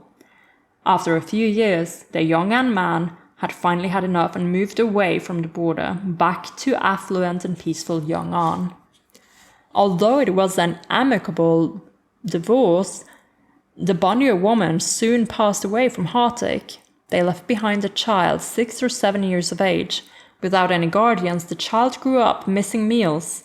The couple had received cold shoulders everywhere when they were around, and now their daughter also received contempt wherever she went. The people of Banyu were tall and brawny and saw beauty and strength and liveliness, but this girl was born of mixed blood and appeared small and scrawny among the Banyu children.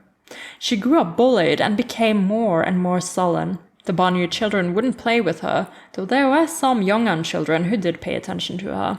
Oh my gosh, poor Banyu, poor little girl.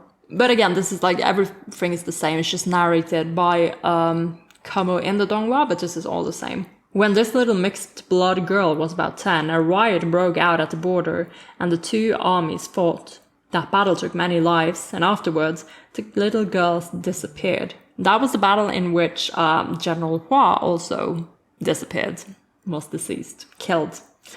She had neither friends nor family in Banyu, so no one noticed or cared when she vanished. However, the next time she appeared, it was a different story. In those years, she walked thousands of miles and single-handedly crossed the Gobi Desert to Yong'an. No one knew what kind of encounters she had had, but when she returned, she had learned black magic and could control the venomous creature most feared by the citizens of Banyu, the scorpion snakes.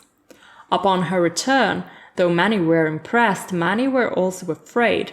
That was because the girl's personality never changed. She was still gloomy and unsociable. There were also many who bullied her in the past. So if she were to enter the palace and become a high-ranking official, wouldn't she one day seek revenge against them and cause trouble? I'm sure there were many who spoke poorly of her, Xianle commented. Kamo humphed. It didn't stop at ill talk. They went straight to the palace to advise the king, saying she was an evil messenger sent forth from the Scorpion Snake clan, here to bring ruin to the kingdom of Banyu, but none of them succeeded. She got them hanged first? Xianle guessed. Kamo was even more disgusted. You, man of Yong'an, why is your mind so full of depraved and vile developments? There was none of that. I protected her. It's actually funny that Kamo calls Xianle man of Yong'an. The reason why it's extra funny is because of how the next arc develops, right? Xianle was exasperated. I already said I'm not from Yong'an. All right, whatever. At the time, Kamo was already a distinguished, fierce warrior. There was an incident where he took his troops out to exterminate the nest of a band of desert bandits and brought a girl who had become the palace sorceress along. That group of bandits was strong, and they had built their lair below the sand. In the battle, both sides suffered casualties, and while Kamo stole the victory, the battle caused the lair below the sand to collapse. Between that and the calming of windstorms, they couldn't stay. Kamo retreated with some soldiers, but the other group, which included the sorceress, didn't manage to escape. Once they had retreated to a safe point and waited out the sandstorm, Kamo returned anew, hoping to dig out the soldiers to bury them properly. Yet who knew that when he got there, he found that the sorceress had, by her power alone, dug out a sizable hole and managed to drag all the surviving wounded soldiers in to hide away from the winds. All the bodies of the dead were dug up too and laid out in neat order. She had done all this by herself. When they got there, the sorcerer's body was stained with blood, but she still guarded the entrance to that hole silently, hugging her knees and waiting for them like a little lone wolf. After the incident, I thought she was a good woman who acted on principle, Kamo said. I believed that she had never had any intention of harming the kingdom of Banyu, so I became her guarantor with all my might and fought back against all those malicious voices. In addition, Kamo himself had been bullied growing up and couldn't understand her strife, so naturally he paid more attention to her. The more attention he paid, the more he realized just how powerful this girl was. Thus, he endorsed her all the way, helping her reach the position of state preceptor, while he became the one later recorded as the most loyal supporter of the state preceptor of Banyu. This lasted until another war broke out and the kingdom of Yong'an sent armies to annihilate the kingdom of Banyue. With the two armies' conflict at a lengthy standstill, she conducted a grand ceremony to pray to the heavens, saying it was to bring blessings upon us Banyue soldiers, Kamo said. Thus, the soldiers' will to kill was whipped up, their battle spirits inflamed, and they defended the city gates to the death. There were arrows, giant boulders, boiling oil, swords, and blades. The slaughter was endless and massive. Yet unexpectedly, just as the fighting was at its peak, the state preceptor suddenly opened the city gates. With the gates opened wide, millions of enemy troops swarmed into the city like mad. As the iron cavalry trampled past, the entire walled city instantly became a ritual of blood. Millions of enemy troops, this is just Kamo's retelling, right? Like, we know there were only, like, what, a couple of thousand? There wasn't a lot. Like, if we're staying true to the Dongwon retelling, there weren't a lot. Kamo, who was fighting hard against the enemies, went mad with rage when he heard that the state preceptor had opened the gates, but no matter how tough he was, one could not win alone against so many. Kamo gritted his teeth.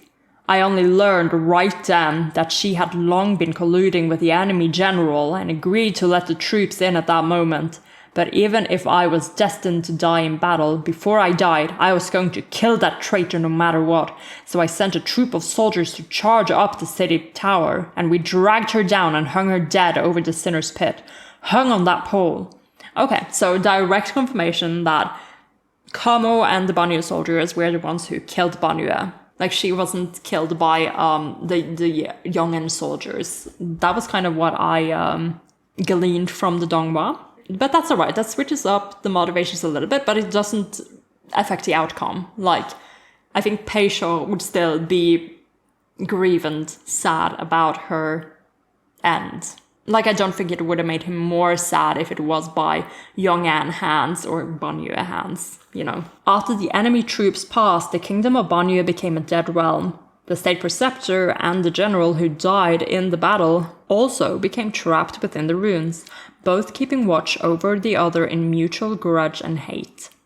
So, Xianle said, General Kamo, you led the Banyue soldiers under you to search for that shadow, the state preceptor, everywhere, and every time you capture her, you hang her dead over the sinner's pit? It won't be enough even if we hang her dead 1,000 times, 1,000,000 times, Kamo exclaimed. And those of us who have been betrayed by her, those soldiers who died wrongfully in battle, hold a deep resentment that only devouring the flesh and blood of those from Yong'an can appease, and thus allow us to slowly pass from this earth with our hatred released. Otherwise, they can only howl into the long nights without absolution. Is that why you keep capturing people to feed them? Xianle asked. What else can we do? Kamo replied. Listen to them wail down below and do nothing. The people you threw down, did you catch them yourselves, or... Okay, because this is where Xianle is getting the, oh, well, I thought the preceptor of Banyue was the reason people got, abducted and brought to the kingdom, but it turns out that the soldiers and Kamo were the ones abducting the people. We can't stray too far from the kingdom of Banyue, but thankfully her snakes like to haunt the area and often crawl out of the ruins to bite people, and caravans who suffer bites come into the city to look for the Shanyu fern. That mudface in the palace, was it you who buried him? That's right. The man buried in the earth was originally planning on stealing the riches of the palace, but all the treasures our kingdom had were cleared out by those Yong'an men 200 years ago. Why did you bury him instead of throwing him down here directly? Xianle asked. There's gotta be fertilizer to grow on the ferns, Kamo replied. Otherwise we wouldn't be able to hold the scorpion snakes back. We don't want to run into those creatures either. That's not right, Xianle thought. If Kamo and his party consciously knew to grow and fertilize Shanyu ferns, going as far as using live humans as fertilizer, then it was clear that even though they were no longer alive, their fear of those scorpion snakes was still strong. In that case, that fear must have been even greater while they were alive. If the Banyue State Preceptor could control a murder weapon as great as those scorpion snakes, then how was she so easily dragged down? the city tower by a bunch of soldiers and hanged to death. According to Kamo, in the past 200 or so years, he had captured the state preceptor over and over and hanged her dead repeatedly. Either way, Xianle felt that if it were him, and he had such a killing weapon in his hands, he would never allow the enemy the chance to come near him. And regarding the scorpion snakes that would slither out of the ruins to bite people, was that an accident? Not likely. It was more likely that they were purposely trying to lure people into the pass. Then was the state preceptor doing so intentionally? Wouldn't that only be helping Como catch live humans to feed his soldiers? Mutual hatred wouldn't make sense. Were they pretending to be enemies then? What was the point in that? And in all of this mess, there was also the mysterious lady in white and her companion. Xianle decided to ask more questions. General Como, when we first entered the city, we saw two ladies, one in white and the other in black. Do you know who they are? Before there was a response, Sanlang whispered, Shh. Xianle didn't know what was going on, but he closed his mouth immediately. A strange hunch made him look up. It was the same framed dark blue sky with the crescent moon, but next to the moon he saw a person. A small black-clad silhouette was peering over the edge and looking down. After watching them for a bit, the little form suddenly grew bigger. It had jumped down. As the figure fell, Xianle could see clearly that it was the state preceptor who had been hanging from the pole earlier. Kamu, what is going on? The state preceptor asked in the Banyu tongue as she landed. The moment she spoke, Xianle thought her voice was very different from what he imagined. Although it certainly sounded somber, her voice was tiny. It was like the muttering of a sulky child, not cool or powerful at all. If not for his good hearing, Xianle might not even have heard her properly. What's going on? They're all dead, Kamo shouted. How did they die? The state preceptor asked. Isn't it because you pushed them all down and trapped them in this godforsaken place? Who's here? There's another person? The state preceptor said. There actually should have been two people at the bottom of the pit besides Kamo, but Sanlang had neither breath nor heartbeat, so the state preceptor didn't detect his presence. It was also complete chaos on top of the walls earlier, and no one had kept track of who fell and who ran away, so she thought there was only Xianle. They're the ones who killed all my soldiers. Are you happy now? They're finally all dead. The state preceptor was silent. Suddenly, a tiny burst of light flared, illuminating a small black-clad girl conjuring a palm torch. The girl surprisingly appeared to be only 15 or 16. She was dressed in plain black cultivator robes, and her eyes were gloomily black as well. She was not unbeautiful, just unhappy. Her forehead and cheeks were covered with bruises, clear and distinct under the light. If it hadn't been confirmed earlier, no one would believe that the state preceptor of Banyu could be such a pale young girl. The flames in her hand illuminated herself and her surroundings. At her feet, the armored corpses of the Banyu soldiers. Xianle couldn't help but sneak a glance beside him. The palm torch in the state preceptor's hand was very small and did not light up the entire pit, so they were still immersed in darkness. But barring the small light, Xianle could still see the red-robed figure beside him. I love your priorities, Xianle. You're like, oh, finally, lights. Oh, look at the corpses. Well, Sanlang?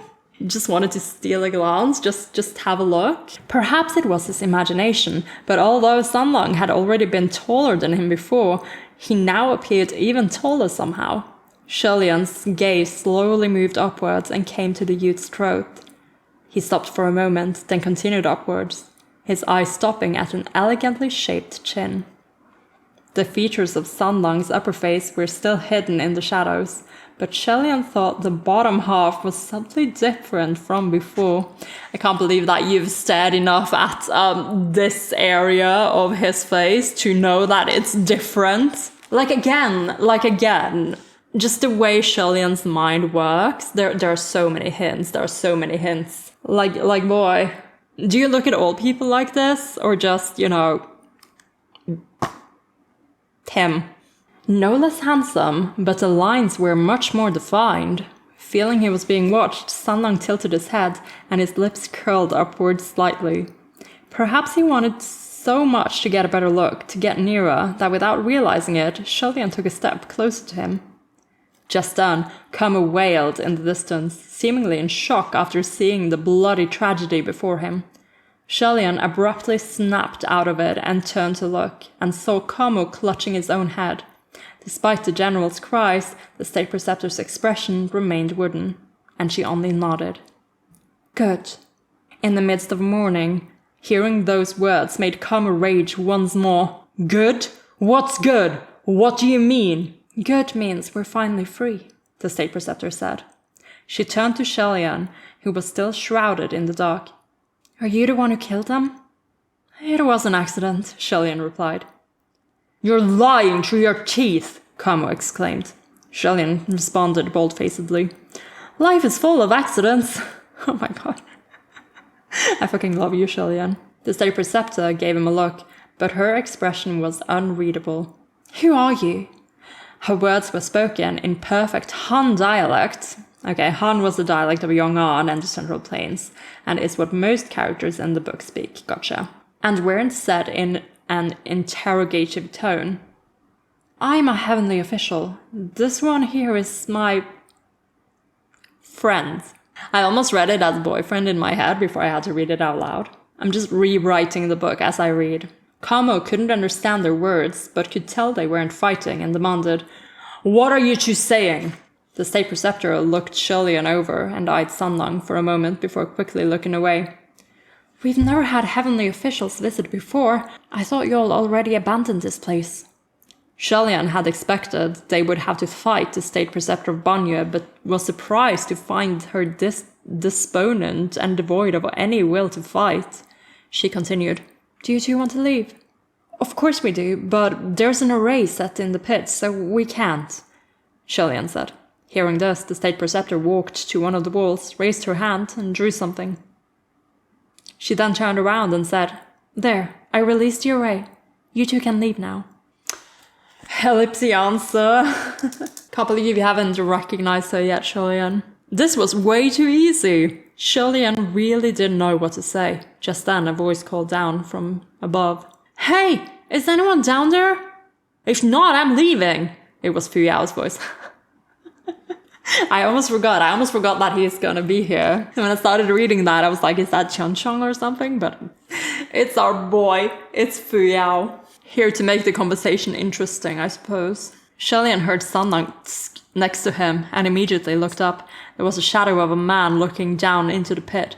Xianle shouted, Fu Yao, there are people down here. I'm down here. He waved and Fu Yao shouted back from above, You're actually down there? What's at the bottom besides you? A lot of things. Why don't you come down and see for yourself? Xianle said. Fu Yao probably thought the same, and with a loud rumble, he hurled a large ball of fire into the pit. In an instant, the entire sinner's pit was lit up, bright like day, and Xianle finally saw clearly the kind of place he had been standing in. All around him were mountains of bloody corpses piled high, innumerable bodies of Banyu soldiers stacked on top of each other, faces and limbs blackened, dark blood smearing their bright armor. The corner where Xianle stood was the only spot in the entire sinner's pit that did not have a dead body. This was all done in a flash, in the dark, by Sanlang, after he jumped in. Xianle turned to gaze at the youth next to him again.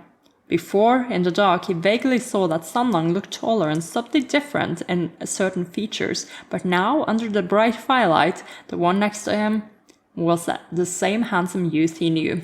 Yup, changed back. He changed back earlier, I think, in the Donghua. Like, he changed back just after letting Xianle go and then talking to Kamo. Which is fine. It's fine. But, like, Xianle got a little glimpse of him in the light in the book. And what he saw, he thought was quite handsome, Sanlang, so don't worry about it too much. Like, is this a monster? This is why all the girls think they are monster fuckers nowadays. Well, they just like pretty men who think they are monsters. When he saw Xianle looking over, he smiled. Xianle looked down to check his wrist and boots. and both were also the same as before, having nothing that would cause any jingling sounds. Just then, Xianle heard a muffled noise. It was the sound of Fu Yao jumping down. "Weren't you looking after the merchants?" Xianle asked. Having just entered the pit, Fu Yao wasn't yet used to the stench of blood and fanned his hand to make the air flow. Oh my god.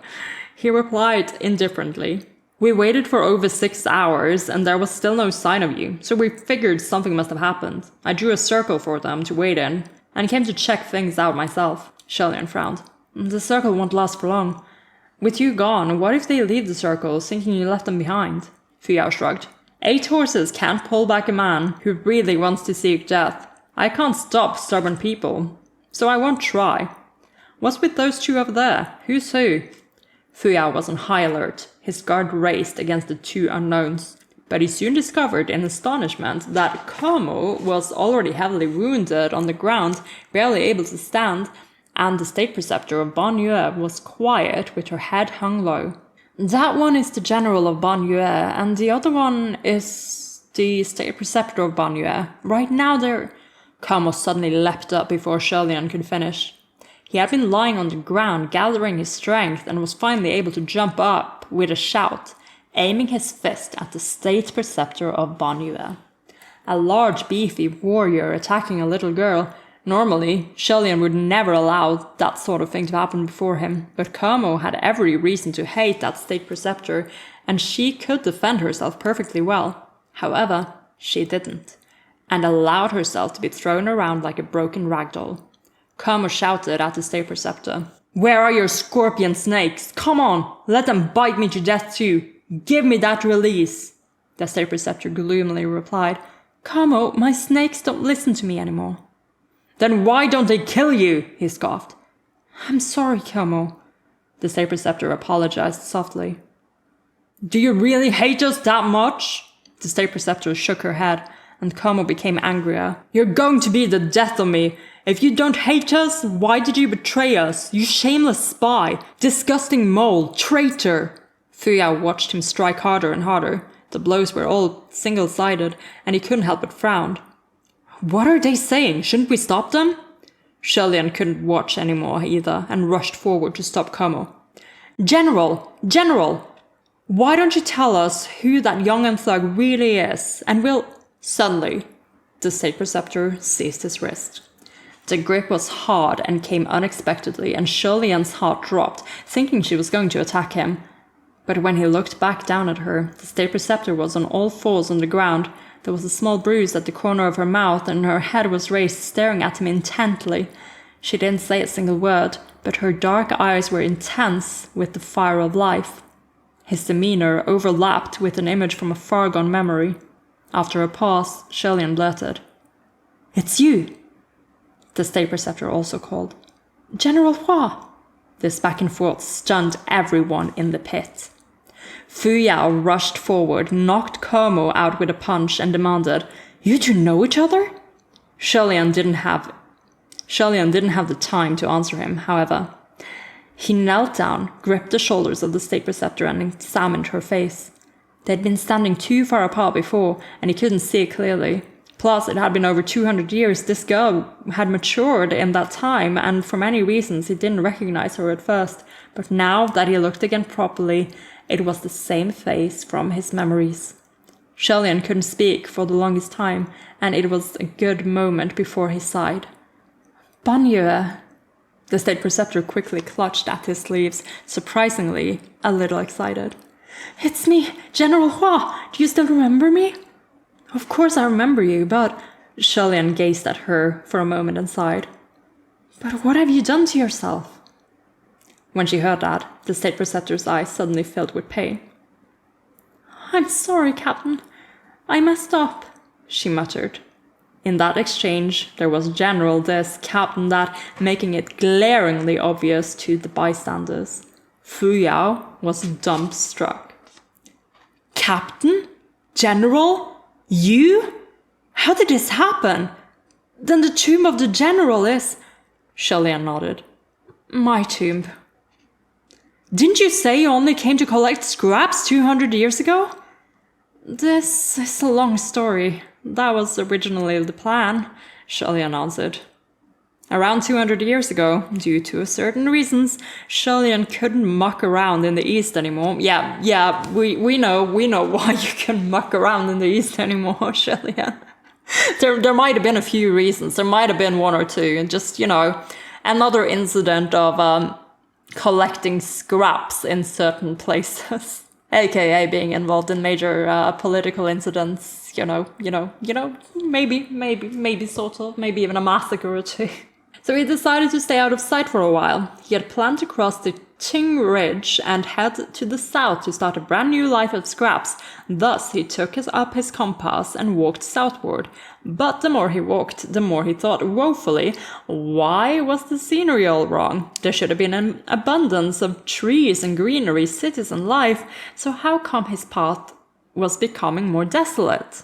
However, Xianle pushed his suspicions aside and stubbornly continued. He walked and came upon the Gobi Desert. It took a gust of wind blowing a fistful of sand into his face for Xianle to finally realize that his compass had long been broken. The direction it guided him that entire journey was wrong. Since there wasn't anything he could do about the whole thing, he thought he might as well take his chances to visit the desert scenery. So he continued onward. The only difference was that he changed course slightly at the last minute for a destination to the northwest, and finally arrived at the border, where he temporarily settled near the kingdom of Banyue. At first, I was just collecting junk or something in the area, Xianle said, but the border was troubled, and with so many skirmishes, there were often runaway soldiers, so the army would draft anyone to make up the numbers. So you were forced into the army? Sanlang asked. Yeah, Xianle replied. But doing anything was more or less the same, so it didn't matter to me. And then, after chasing away some bandits a couple of times, I somehow got promoted to captain. The ones who gave me face would call me general too. Why did she call you General Hua? Fu Yao questioned. Your surname isn't Hua. No, but it could be. Xianle waved his hand and said dismissively, Don't worry about it. I randomly made up a fake name at the time. I think it was Hua Xie. Hearing the name, Sanlang's face changed slightly, his lips faintly twitching. Xianle didn't notice and continued. With a battle-torn border came many orphans. When I was free, I'd play with them sometimes. One of them was named Banyue. When there were bandits, Xianle was surely the bravest soldier, and no one dared block his way, nor even dared to stand beside him. But when there weren't, it was as if anyone could order him around. One day, he went and sat by a wall to start a campfire, using his own helmet to cook. As he cooked, the smell of it drifted out, and a few enraged soldiers came and kicked over whatever he was cooking. Xianle picked up the helmet with a broken heart, but when he looked back, he saw a small, disheveled, grimy child crouched behind him. She was picking up the stuff knocked to the ground with her hands and stuffing it into her mouth without caring whether it was too hot. He was shocked. Don't! Wait! Little kid, you! As expected, that little kid scarfed down a few lumps of the stuff she had picked off the ground and then dry-heaved harshly, crying loudly. Xianle was so shaken that he picked her up upside down and ran laps until all the stuff she ate came back out.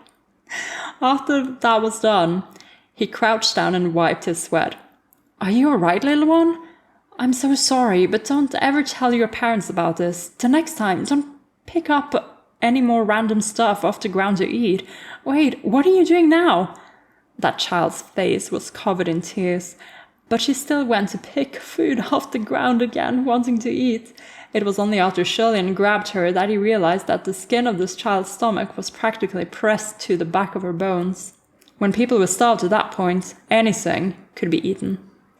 Even if it was disgusting to the point of tears, she would still eat it. Xianle had no choice and went to get her the last of his rations. After that incident, he would often see the child stalking him in the shadows nearby. In his memories, the little girl Banyue was always gloomy. Her face and body were covered in bruises, and when she looked at him, she would clutch the hem of his clothes and stare at him just so from below. because she was singled out by the children of the Banyu kingdom. Besides Xianle, only a particular young boy living at the border would sometimes pay attention to her. She'd spent her days tagging along behind the two of them. Okay, so Peisho was planted in sometimes the young children would play with her, and now he is planted in a particular young boy. So we're getting closer to something. She rarely spoke, but she was fluent in the Han dialect, so Xianle didn't know where she came from. But she was a random wandering child, so he randomly took her in. When he was free, sometimes he'd teach her songs, sometimes wrestle, sometimes show off his busker moves, shattering boulders on one's chest, and other stuff. They got along quite well. Xianle shook his head. I had thought the Banyu and the state preceptor's title was the country. I didn't realize it was actually the name of the state preceptor. And then? Fuyao asked. And then it's pretty much the same as what the memorial wrote, Xianle said. After some silence, Sannong spoke up. The memorial said you died. As for that memorial, Xianle was extremely bummed out. Weren't memorials usually full of praise and exaggerated good deeds to glorify the deceased? All those mentions of his demotions aside, why did it have to so seriously record the embarrassing way he died? I love how Xianle's focus is just so out of touch. While they were hiding away from the sandstorm and he read to this part, he could barely look at it straight on. If it wasn't for Sannong, who also understood Banyu's script and was watching him, he would have pretended that section never existed. Having something like that written down, even he wanted to laugh at it, never mind other people. And he didn't even have the nerve to ask those seeking shelter in his memorial not to laugh as they commented and joked about his epitaph. They made him feel really bummed. Xianle's forehead was becoming red from all the rubbing. Dad, of course I didn't die, I faked it. Is what he's saying, of course. Fuyao had a face full of disbelief. Xianle explained himself. I got trampled too hard and couldn't get up, so there wasn't any options besides faking my death. Truthfully, Xianle couldn't quite remember exactly how he died, nor why that battle broke out in the first place, only that it was over something petty. He really hadn't wanted to fight, and victory or defeat were meaningless. But by then his rank could go no lower, and no one would listen to him. In the midst of battle, everyone saw red, so when he rushed out, and both sides saw it was him, for some reason all the blades and swords went after him and cut him down. Fuyao questioned. You must have been standing in the middle, being an eyesore, and that raised the ire of both sides, right? Otherwise, why would people cut you down on sight? Besides, I'm sure you knew there were many who hated you, so why didn't you avoid them? Why did you have to charge in? I'm sure you could have avoided the whole thing if you wanted to. I really don't remember, alright? Xianle said. Even if nothing could kill him, he still couldn't endure that kind of butchering, so with the thought, this can't go on, Xianle resolutely dropped to the ground to fake his death. But even in death, he was trampled to the point of passing out. It was water choking him that aroused him, because corpses were usually thrown into the rivers after battle. Xianle went with the river flow and floated back to the kingdom of Yong'an like a heap of junk. Afterward, he took several years to recover from his wounds. Several years? Okay. Then picked up an unbroken compass to start off anew, and finally made it to his original destination in the south. He then stopped paying attention to what went on in the kingdom of Banyu. I'm sorry, Banyu muttered again. Fuyao furrowed his brow. Why does she keep apologizing to you? Sannong suddenly spoke up. Kamo stated that the state preceptor of Banyu left for the Central Plains after a clash between the two armies. Were you involved in that?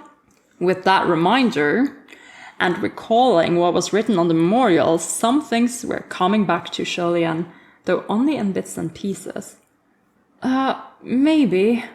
It was to save me, Banyu said. Everyone turned to look at her, and she said softly, General Hua got flattened because he entered the fray to save me. Triple Ellipsis reply. Can't really tell who this is from, but the next person who's going to say anything is Xianle. Like, this could be like everyone, but I'm going to count it under Xianle because he's the next person who's going to say something. Xianle instantly remembered the agony of being trampled by thousands, and he hugged his body despite himself. But when he saw two others watching him with unreadable expressions, he pulled himself back in a hurry. He said, "Not flat, not too flat." Who knew why Fuyao was looking so smug? He said passive-aggressively, "Well, ain't you a saint?" Xianle waved dismissively. "Nothing of the sort. I don't remember the specifics anymore. But there were two children playing at the time, and I was just going to pick them up and run away immediately, but we didn't manage to retreat fast enough and got caught between the two armies." "If that's the case," Fuyao demanded, "how can you not remember something like that?" Xianle replied, "Do you not know how many hundreds of years old I am? So much can happen in just a decade. There's no way to remember everything in detail. Besides, some things are best forgotten. Rather than remembering how I was butchered and trampled hundreds of years ago, I prefer to remember that I ate a delicious meat bun yesterday, no?" Yeah, I get the philosophy. I like the philosophy. It's just that Xianle. "I'm sorry," Banya said. Xianle sighed. "Oh, Banya, saving you was my own choice, not your fault. If you're going to apologize, perhaps it should be to others." Banya was taken aback and hung her head in silence. Xianle continued, "But maybe it's because my impression of you is from 200 years ago, but I don't think you're the kind of child who'd seek revenge and betray others. Will you tell me what happened exactly? Why did you open the city gates?" Banya contemplated, shook her head, and remained silent. "Then why did you let snakes out to bite people?" Xianle asked. This time Banya answered, "I didn't release the snakes." Xianle was taken aback. "What?" "I didn't release the snakes," Banya repeated. "They ran off on their own. I don't know why, but they don't listen to me anymore." Hearing this, Fuyao grew impatient. Banya pleaded, "General Hua, I'm not lying." Before Xianle responded, Fuyao cut in rudely. "Anyone would say that after being captured. Even if you say it wasn't intentional, I've heard all that before.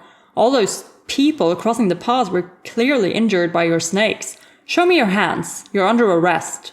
Banya shut up and extended both arms. Fuyao immediately took out an immortal binding rope and apprehended both Banya and Kamo. Then he said, "All right, we've accomplished our goal for this trip. It's all over now." Just then Xianle spoke up. She had no reason to lie. Xianle also felt there was a need for further interrogation. He turned to Banya. "Can you not control any of your snakes?" Banya answered, "I can control them and they'll obey most of the time, but there are times when they don't. I don't know why." After some thought, Xianle said, "Why don't you call them out and show us?" Banya was kneeling before him. Now she finally rose to her feet and nodded.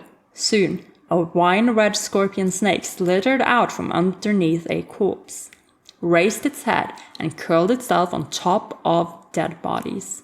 It soundlessly flicked its tongue at the group. Xianle was about to take a closer look at the snake, but saw Banya widen her eyes, face strange. Xianle's heart dropped, and he thought, "Oh no." As that thought crossed his mind, the snake stopped flicking its tongue, opened its mouth, and pounced at him in attack. It was a sudden lunge, but Xianle was ready. He was about to grab for it when boom! Something exploded. When he opened his eyes again to see, the snake was already a splatter of guts on the ground, having been thoroughly blown apart. It was a calculated blast too, since none of the venom spilled. Yeah, Xianle, he's not gonna let that happen again. This boy learned from his mistakes. Xianle immediately remembered another time when a snake died like that, before they entered the Banyu ruins, but there was no need to say who did it at this point. He hadn't even had the chance to look at San Lang before a red sleeve flashed before him, barring and separating him from Banyu. On the other side, Fuyao said coldly, "I knew she was lying. Did you think that snake would manage to bite him under these circumstances? Foolish." Banyu's face was already pale when she saw that snake, and when she heard him, her head shot up. "I didn't do it. I said there are some snakes that don't obey me, and that one was one of them just now." Fu Yao didn't believe a single word. Who knows whether it was disobeying or obeying you?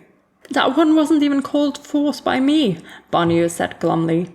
Xianle was about to speak when another 2 wine-red scorpion snakes poked out from under a different corpse, flicking their tongues and watching them intently. Then a 3rd, a 4th, and a 5th. From the mountains of dead bodies and every corner of the pit, there came innumerable scorpion snakes. Everyone stared at Banyu, who was kneeling on top of a pile of corpses, and Fu Yao started spinning a ball of spiritual energy in his palm and shouted at her, "Make them go away! They can't all disobey!" Banyu scrunched up her brows, looking as if she was trying to drive them out. Yet more and more scorpion snakes appeared, curling and crawling, slithering ever closer. Bites from 1 or 2 snakes might not kill them, but from hundreds or thousands was harder to say. Even if they didn't die, it wouldn't be pretty. Xianle raised his wrist, about to call forth Roya, but saw that when the snakes slithered to a certain distance, they would stop and hesitate, forming a weird circle. It dawned on Xianle, and he glanced at Sanlang next to him. He was watching the snakes with condescension and immense contempt. The scorpion snakes seemed to be able to read his eyes and didn't dare approach. They backed off bit by bit, lowering their heads as they did so, pressing their savage heads against the ground, submissively like servants. But there seemed to be another power controlling them, not allowing them to abandon their attacks and leave completely. Thus, many of the snakes turned around and slithered towards Fu Yao. Fu Yao swung his hand, and a blast of flames burst from his sleeves, killing a circle of snakes and forcing back another. We didn't have a snake rain yet, though. Are we getting a snake rain? Because that hasn't popped up yet. I can't remember if they're supposed to come after this. That wouldn't last long, however, Xianle said. "Let's get out of here first." Whoosh! Roya shot out from Xianle's arm and flew upwards, but a moment later another whoosh and it was back on Xianle's arm. Yeah, okay, here's the snake rain. I just didn't remember the order of the events. Xianle was slightly taken aback and raised his wrist, scolding the silk band now re-wrapped around it. "What are you doing back here? The array was released. There's nothing stopping you anymore. Hurry and go!" But Roya remained wrapped around his arm, trembling, as if it had bumped into something terrifying at the top. Xianle was about to coax it some more when suddenly a long rope of something fell. Plop. It dropped on Fu Yao's shoulder. Fu Yao went to grab it, and his face changed the moment he brought it before his eyes. It was another scorpion snake that fell from the sky. This caught Fu Yao off guard, and after getting bitten... Oh no, he got bitten! He got bitten! He hurled the snake towards Banyu. Even with her hand still tied, she still reflexively tried to catch the snake, and after having caught it, the dark red snake curled itself up around her arm without attacking. Just then, another plop, and a second scorpion snake landed on the ground. I just remembered that Fu Yao kind of like popped up back to heaven very quickly after this whole thing. I can't remember him getting bitten in the Donghua, but that would have explained why he'd go, because he's a junior official. He's not supposed to die from this, but he would want to go back to heaven if there isn't an antidote, because that's kind of what they wanted to do with Xianle. They wanted to bring him back to heaven. There is an antidote, but it would have just been easier for him to just go back up to all that heavenly power, I suppose. Where was I? Yeah, he hurled the snake towards Banyu. She caught it. The dark red snake curled itself up around her arm without attacking. Just then, another plop, and a second scorpion snake landed on the ground. Xianle could guess why Roya refused to go up now. Borrowing the faint light of the moon, Xianle raised his head and only just barely saw this sight. Hundreds of little wine-red dots were falling rapidly into the sinner's pit. A snake deluge. Deluge? That's what it's called, right? Not deluge. Deluge. Like, I know it's like falling rain, lots of falling rain, like a huge rain shower. Deluge. Deluge? Seriously? Okay, deluge. The red dots were coming closer. Xianle yelled, "Fu Yao, fire! Shoot a stream of fire upwards and get rid of them while they're still in the air." Fu Yao bit his palm to break the skin, swung his hand, and a series of blood drops shot out. An instant later, they transformed into a screen of fire that jetted up through the pit. Those sweeping flames rose over 30 meters and hung in mid-air, disintegrating all scorpion snakes that touched them, burning them to ash, dissolving the snake deluge.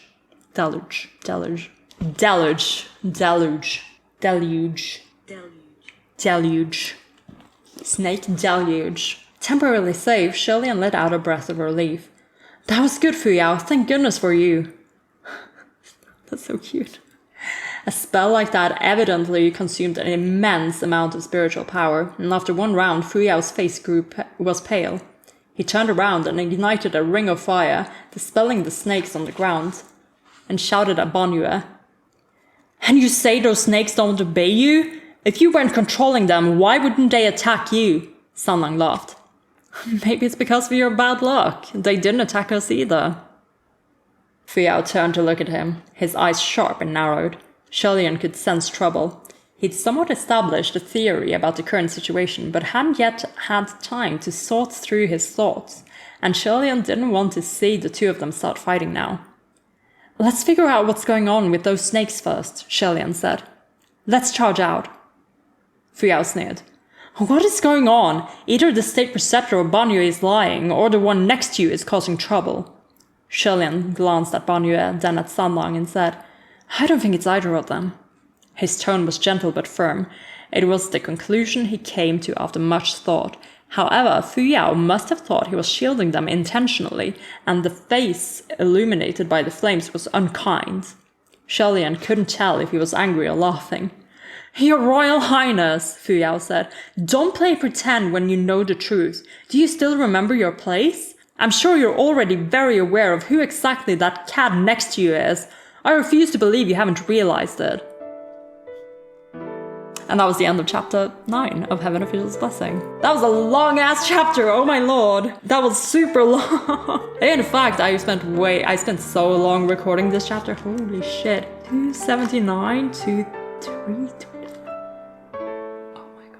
That was 50 pages. This one chapter was... Yeah, that was 50 pages as well. This was a long-ass chapter. Holy shit, the next two chapters aren't that long then, I'm guessing. But I'm gonna need a coffee break before I'll come back and discuss the end of this chapter with you guys. But I will say, this pretty much reads exactly as the Donghua. Like, I was just watching the scenes in front of my eyes as I was reading. And I think you guys probably were too.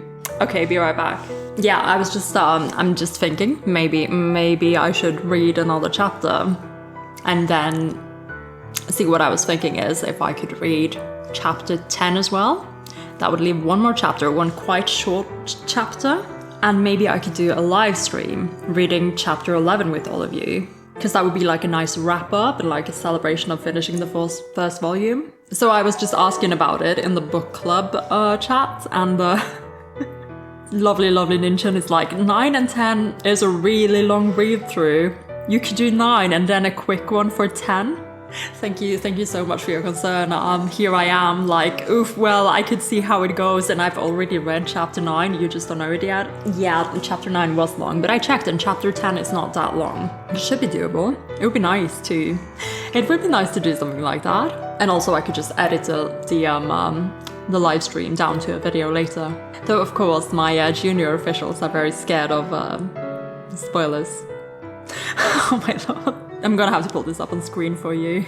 Puffin, there's fewer chance of spoilers leading up to season 2, says Arya. Sweet spring, summer, autumn, and winter child. I was there, Kendall. I was there 3,000 years ago. But you know what? This has me convinced. I'll just, I'll get ready and we'll do a little pre-discussion and we'll do chapter 10. So we can actually finish off the Banyue arc. Because Peisho hasn't popped up yet. We're waiting for him to show himself. We're ending this chapter on Fuyao being like, okay, I'm done playing. Like, Your Royal Highness, what have you got there? A runaway noble boy, says Xianle, holding the sleeve of a runaway ghost king. Kinda like that ostrich meme. Okay, let's do it. Let's do a live stream. But first, chapter 10.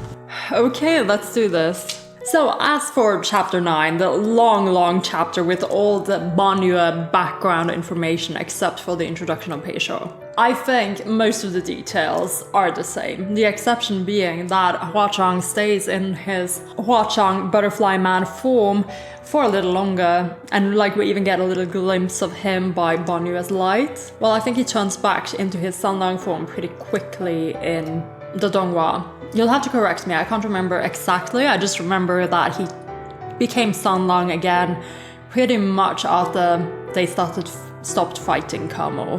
And there are honestly no visible changes other than that, at least not to me. Like everything else is pretty much down to the detail, which makes it a little boring to discuss from a Donghua watcher's point of view, because I already know this information, but I had a lot of fun. We have the famous Hualien scene, dancing down in the Sinner's Pit, or as MXTX so graciously puts it herself, dallying Hualien, which personally I don't especially think of as a great date location, but in a pinch, we got the little hints of arming. In the Donghua, we do actually visually get to see like a little bit of him. I wonder if we're gonna get a little bit more of him once Huachang starts his little scrimmage with Peisho. Once he pops up, if I remember correctly, they do fight a little bit. So hoping that we will get a little bit more of like a hint towards arming. Roya got a lot of cute little spotlights. Roya is doing his best. And also being just very happy to be around Xianle's wrist. Like, I can't get over how snuggly this thing is. Like, he was so dejected as well when he couldn't catch Sanlang. It's cute. It's so cute. But seriously, I'm just grasping at straws now. I have nothing to talk to you guys about, other than the fact that I want to finish this book so badly, because at this point, like, I know that volume 2 is gonna be most of season 2, but I know that there is shit in volume 2 that did not appear in season 2.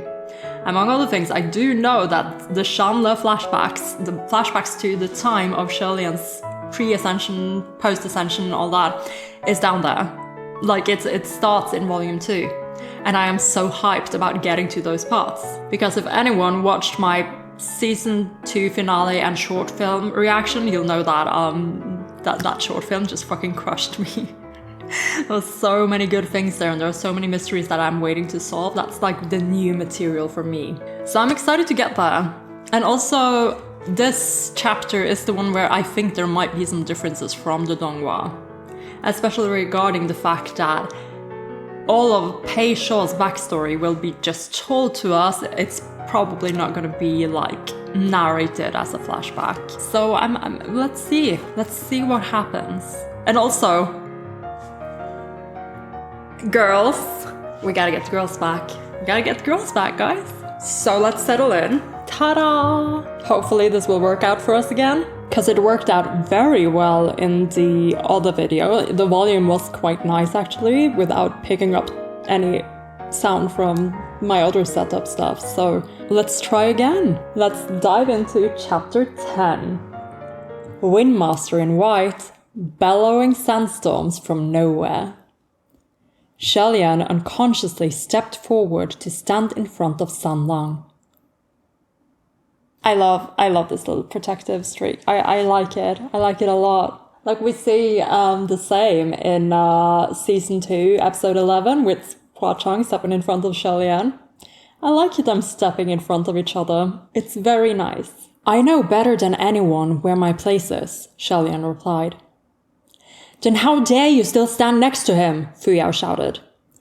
Because if I stand next to him, the snakes won't come, Xianle answered earnestly. Ellipse reply from Fuyao. And again, like we discussed this when we watched the Donghua, but it's kind of fun.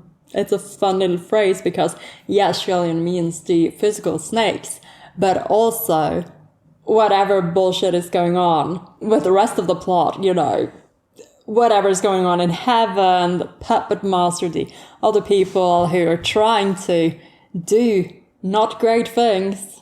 I mean, Huachang is an everything repellent, like he will take care of this shit. By his presence alone sometimes, he will keep those snakes at bay. Hearing the response, San Lang pfft and laughed out loud. Fu Yao grew grimmer. Grimmer and grimmer, his face suddenly turned completely black. It wasn't just his face, but Xianle's entire view that dimmed into darkness. The screen of flames and the ring of fire created by Fu Yao were suddenly completely extinguished. Within the darkness, Xianle heard San Lang snicker and say, "Useless trash." Then he felt San Lang grip his shoulders to pull him close. Soon after, Xianle heard a sudden downpour of endless battering above them, like a thunderstorm hitting an umbrella. Needless to say, now that the defense barrier was gone, the snake deluge came pouring down like mad. The open umbrella was blocking the downpour, and Xianle could smell the thick, foul stench of blood. He was about to fight, but San Lang stopped him. "Don't move. No lowlifes will dare approach." His tone was confident. The first sentence was soft and gentle, the second arrogant. Xianle wasn't worried, but after hearing Fu Yao's angry roars across the pit, sounding like he was getting bombarded by snakes, he called out, "San Lang!" "No," San Lang instantly replied. Xianle didn't know whether to laugh or cry.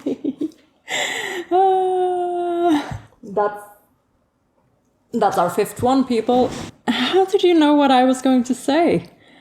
"Don't worry so much, he can't die," San Lang said. Just then, another roar came from ahead of them in the pit. "Banyue, if you want me to die, have them bite and kill me in one go. What the hell is this?" "It's not me," Banyue cried. It seemed that Komu had awoken after the punch, discovered himself submerged in countless snakes, and believed it to be Banyue's doing. "Fu Yao, can you light another fire? Do it again!" Xianle shouted. Fu Yao gritted his teeth. "That cat next to you is restricting my powers. I can't light anything." Xianle felt red, and San Lang said, "It's not me." "I know it's not you," Xianle said. "But that's precisely what's wrong. Both Banyue and Komu are bound by the immortal binding ropes. They can't use their powers. My powers are depleted, and you're not restricting anyone, meaning there's a sixth person in this pit." "Have you lost your mind?" Fu Yao demanded. "What sixth person? No one else came down." "Who's there?" Banyue suddenly said. "Banyue, what's happening? Is someone over there?" Xianle asked. "Someone," Banyue's voice cut off. Whether her mouth was sealed shut or she lost consciousness, they didn't know. Xianle called out again. "Banyue?" Fu Yao was still fighting snakes, and brief flashes of white light blasted in waves in the darkness. "Be careful, she might be tricking you." "Not necessarily," Xianle shouted. "I'm going to save her first." Xianle was about to run into the snake deluge when he heard San Lang's voice next to his ear. "All right." Xianle felt the hands gripping his shoulders tighten, and in a flash they were dashing forward. Xianle realized in awe that the youth was advancing and attacking at the same time, but with an umbrella in one hand and him in the other, in the darkness. Silver shimmers flashed about once more, clanking and clinking, when suddenly the sharp sound of two swords clashing rang in everyone's ears. "Oh," San Lang said. "There really is a sixth person. Interesting." Xianle had no idea how San Lang was controlling the weapon, or what kind of weapon it was. Only the bestest boy weapon ever!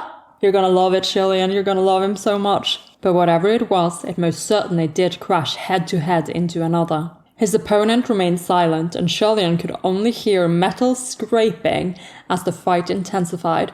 From time to time, there would be sparks flashing in the dark, but each flash was so short-lived it was hard to see the other's face. Xianle listened to the fight while calling out, "Banyue, are you still conscious? Can you respond?" No one responded.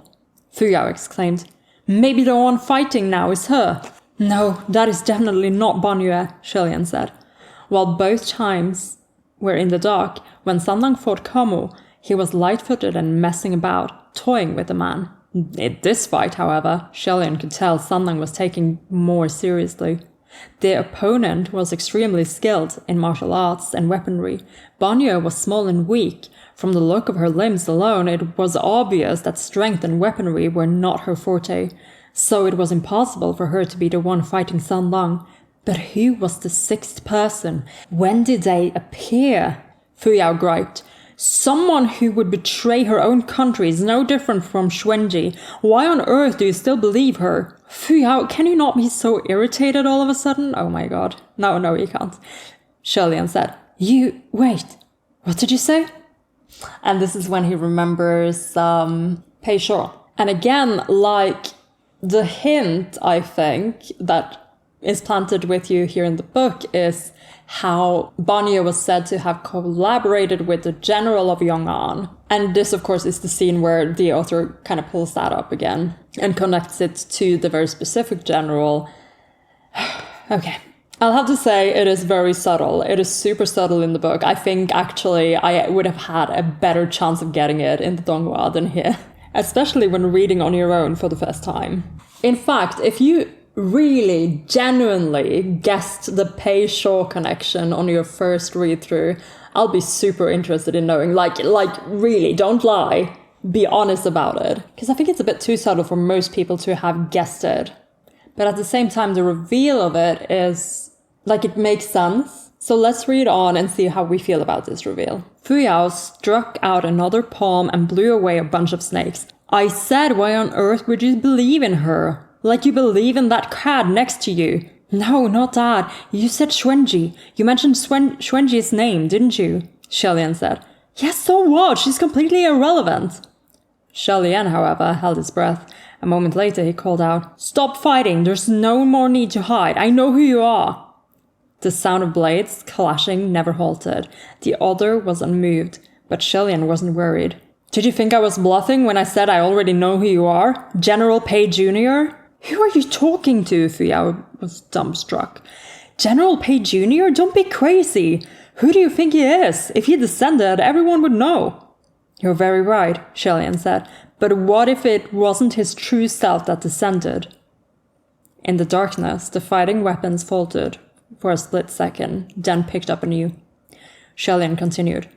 It took me too long to figure this out. I should have known from the beginning. Should you now? From the very beginning? Oh my lord, Xianle. I knew that for close to 200 years there was something causing havoc, but none of the heavenly officials cared, and no one dared to speak of it. So there had to be someone no one wanted to offend, keeping the scandal under wraps.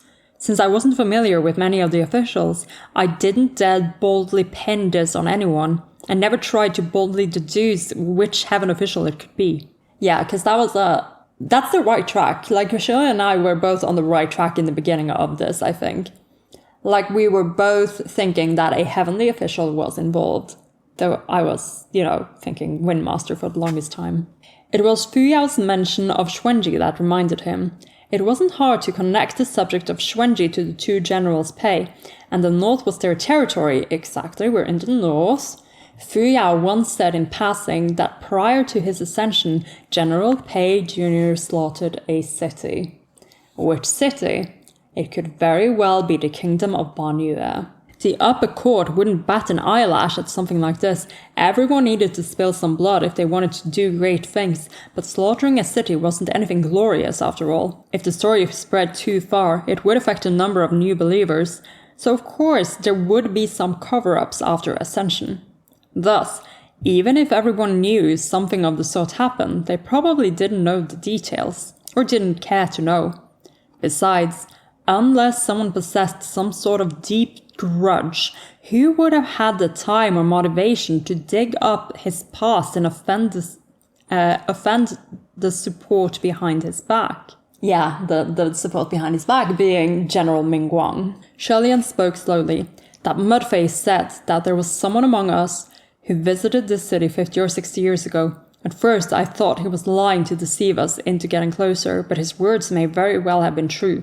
And yes, I think we as readers as well could have guessed at that point that it was probably Ado, even though, like, him jumping down and seemingly being killed was, it was keeping us maybe guessing for Sanlang, which is, again, it's the layering is so creative, it's so clever. Like, once that option was kind of deflected, we still had this other option that it could have been, and that's kept you from kind of questioning that too much. Before, in that group of people, the one I was most suspicious of was you.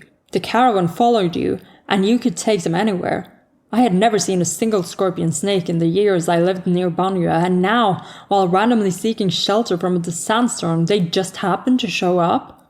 I asked you to come search for the Xianle fern with us, but just before we left, you gave the directions to the ruins to the others so they could follow in our footsteps if they could no longer sit still. Earlier, on top of the walls, I already said that if anything were to happen, I would go forward first. You, who were always calm, suddenly jumped and died in a meaningless death. And that too was a bit hard in the Dongwa, because I thought that maybe he was connected to the girl who was bound up, like a relative or something, you know. So emotionally, like, the Dongwa kind of played with me there, I have to admit. See, I'm working very hard to defend this again, because fucking Peisho, man. Xianle continued after a pause. Your actions were strange and illogical at every turn, that it took me until now to realize who you are really is too late. Isn't that right, General Pei Jr.? Or should I use your current name, Ajao? Abruptly, everything became still. It was a moment before a frigid voice spoke. Did you not suspect that the mudface might have been talking about the red-clothed boy next to you? Just as he spoke, a stream of flame suddenly lit up across the sinner's pit. Under the light, two bloody silhouettes were revealed. One was Sanlang, dressed in red, standing properly, and with his weapon already tucked away. The other was a plainly clothed young man, with a sword tightly in hand, still brandished at the ready. The plain-clothed young man was covered in blood, looking like he was also dressed in red. His expression was cold and reserved, and he was carrying someone over his shoulder. It was indeed Ajao. To be fair, whether it was General Pei Jr. himself or Ajao, that composed, calm and collected aura never changed. Only Xianle never thought in that direction, so he hadn't connected the two until now. The one he was carrying over his shoulder was Banyue. It seemed he had called forth the snakes in order to steal her away during the chaos. Now that his identity was revealed, he no longer needed to create havoc, and the snake deluge ceased its bombardment. He sheathed his sword and gently led Banyue on the ground. On the side, Como was shocked. Who are you? Didn't you fall to your death? Ajao didn't spare a look at Como, instead staring intently at Sanlang. Como, you really haven't changed in hundreds of years, he said simply in the Banyue tongue. Perhaps this maddeningly calm tone was overly familiar. Como's face immediately scrunched up in rage. It's you, Peisho? Me. If not for the immortal binding rope solidly tying him down, Como would have lunged at him to fight to the death. General Pei Jr., Xianle said. Those scorpion snakes listened to more than one command, didn't they? You controlled all the snakes that Banyue said no longer obeyed her and took them out to do harm, correct? It was me. Did Banyue teach you how to control the scorpion snakes? Xianle questioned. She didn't, Peisho said.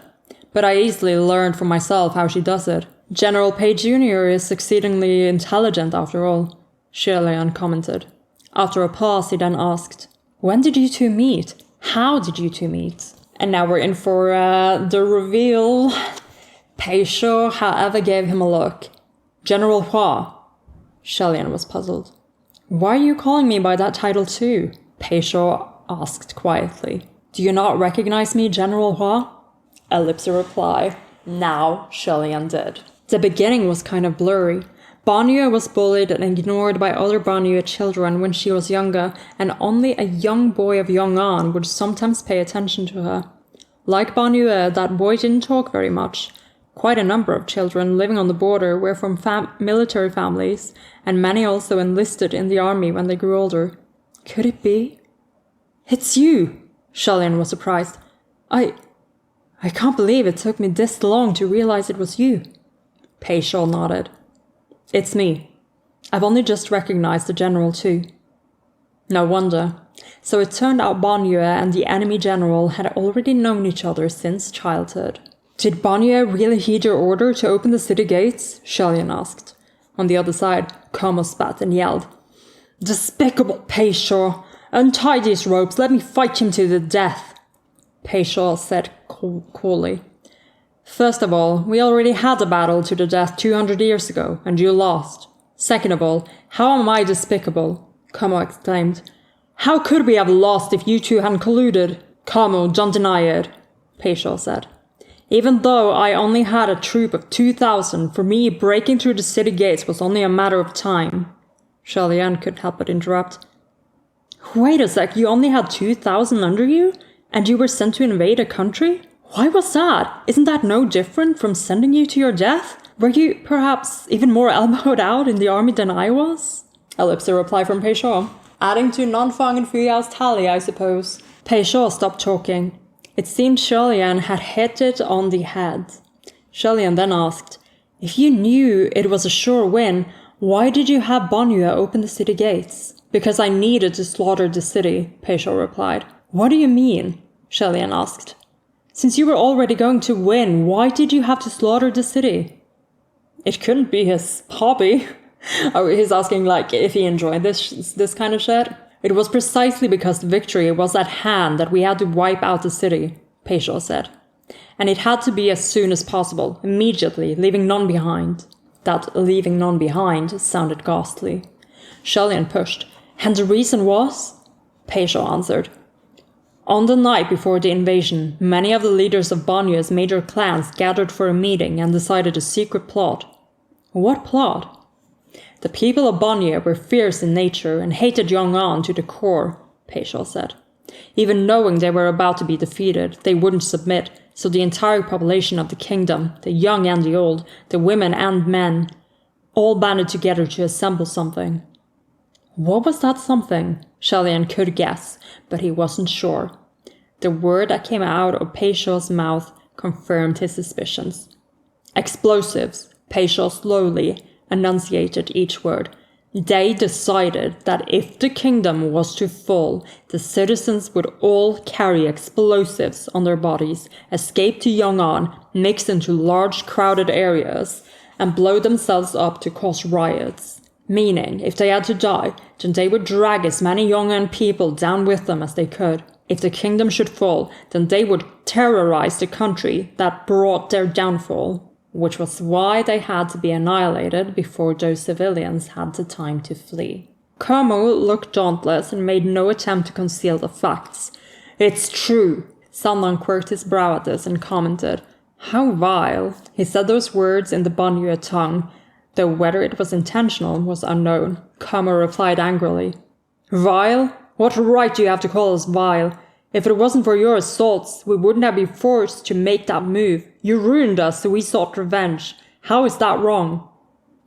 Yeah, okay, so I already talked a little bit about this when we were doing the whole Banyue arc into Dongwa as well. So obviously the Banyue people are a fictional race of people who have some strange, history, traditions, a lot of which are exceedingly vicious. This plot and consequently how that makes out, Kamo's character as well as all the other Banyue soldiers is probably my biggest critique of the whole Banyue arc. Like, I can imagine that you would have this situation between Yong'an and Banyue where, in addition to, Banyue being in the desert, there being this dispute of land, them having to survive on these very, few places where the oasis is, thriving.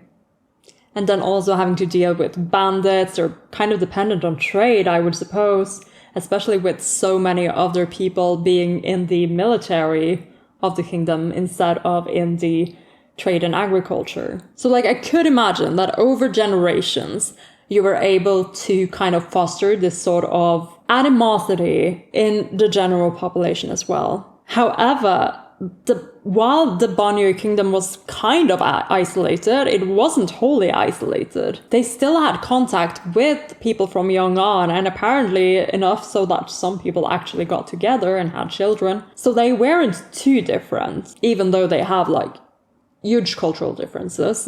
There are things that they had in common with other people, and through trade, which I'm guessing they would have been dependent on, a lot of ideas would still be exchanged. And because they were not an entirely isolationist sort of society, I don't think this works. Like, I think that the general population, upon seeing, their people be ravaged by this war and losing, would want to seek opportunities elsewhere. Like, if you have a young family, that's what you do. You pull away from the kingdom and you become refugees. Maybe hoping to return someday to the place where, you and your family had your connections. And again, I'm not doubting that there isn't some sort of crowd mentality, a little bit of that fanaticism around Bonnieu, the kingdom, the strongest, all that. But I have to admit that it's a bit hard for me to wrap my head around this and actually justify this. Basically, the civilians joining in and everyone becoming suicide bombers. I think that's a little bit of a cop-out to make it so that Como and the Bonnier people at the whole are the greater evil. I think that even without involving the civilians in this, we could have still kept that animosity. And I think that keeping it more grey for longer would actually have a better effect on this whole arc. It's less... I think the story still, especially how it's told in the Donghua, is very genocide is bad. But just from a narrative perspective, I think this is a little bit of a cop-out, and it makes the Bonnier people less interesting. I quite like the idea of a very, warrior people. We see that a lot in different fiction, and it can be done pretty well. I actually thought when we were first introduced to Bonnier society that it's quite interesting that they're able to keep up such a big military force, and that must mean that their culture is very, grounded in these sorts of rituals of strength, rituals of power, and these things are integral to their society. And also the idea of explosives to basically die, it contradicts the thing we already learned about the Bonnier belief, that they believe the body and its state at death is important for their rebirth. So not only is this a suicide mission where all the Bonnier people will die either way because they're gonna make sure that they go down with Yong'an, or as many as possible, but they are going to be desecrating their own bodies. You're not going to be in one piece after that. So I actually think that this part of the Bonnier arc isn't very well thought out, and I wish we had not done that part, because I think it goes against the interesting parts of Bonnier culture that we're introduced to, and also makes it harder to sympathize with the Bonnier people and makes the situation less grey. I preferred it to have stayed more grey. But I'm not going to beat this horse any longer. I just wanted to get my thoughts a little bit out on that. And maybe that is also one of the reasons why the Bonnier arc is a bit it drags on, because you have all these pieces of information and then the conclusion isn't as satisfying, because in the end we have painted out a bad guy, we have our bad guy. Yes, Pei Shou is still treated as having done something pretty terrible, but it's painted in a way such as, most of Heaven officials might have been involved in terrible things, and it's only natural that they'd want to kind of sweep it under the rug a little bit. You know what I mean? But anyway, just getting that out there and just having that discussion. The one thing I absolutely would change about the Bonnier arc. Okay, so Como is you ruined us, we sought revenge, how is that wrong? Pei Shou responded, really now? How about we lay everything out in the open then? How many times did Bonnier citizens start riots near the border? How many caravans and travelers going through the western regions from Yong'an were ambushed by Bonnier? You intentionally sheltered the bandits that terrorized Yong'an and killed our soldiers sent to exterminate them under the pretense of illegal border crossing. How is that not vile? Pei Shou spoke unhurriedly, and his tone was calm, but each word was sharp as a knife. Como argued, but it's because you forcibly occupied our land first that we had no choice but to retaliate. The border had always been ambiguous, so how can you say we forcibly occupied your land? Pei Shou countered. The lines were clearly drawn. It was you who didn't keep to the agreements.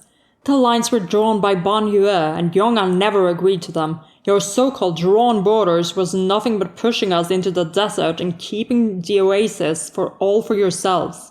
How ridiculous, Como countered furiously.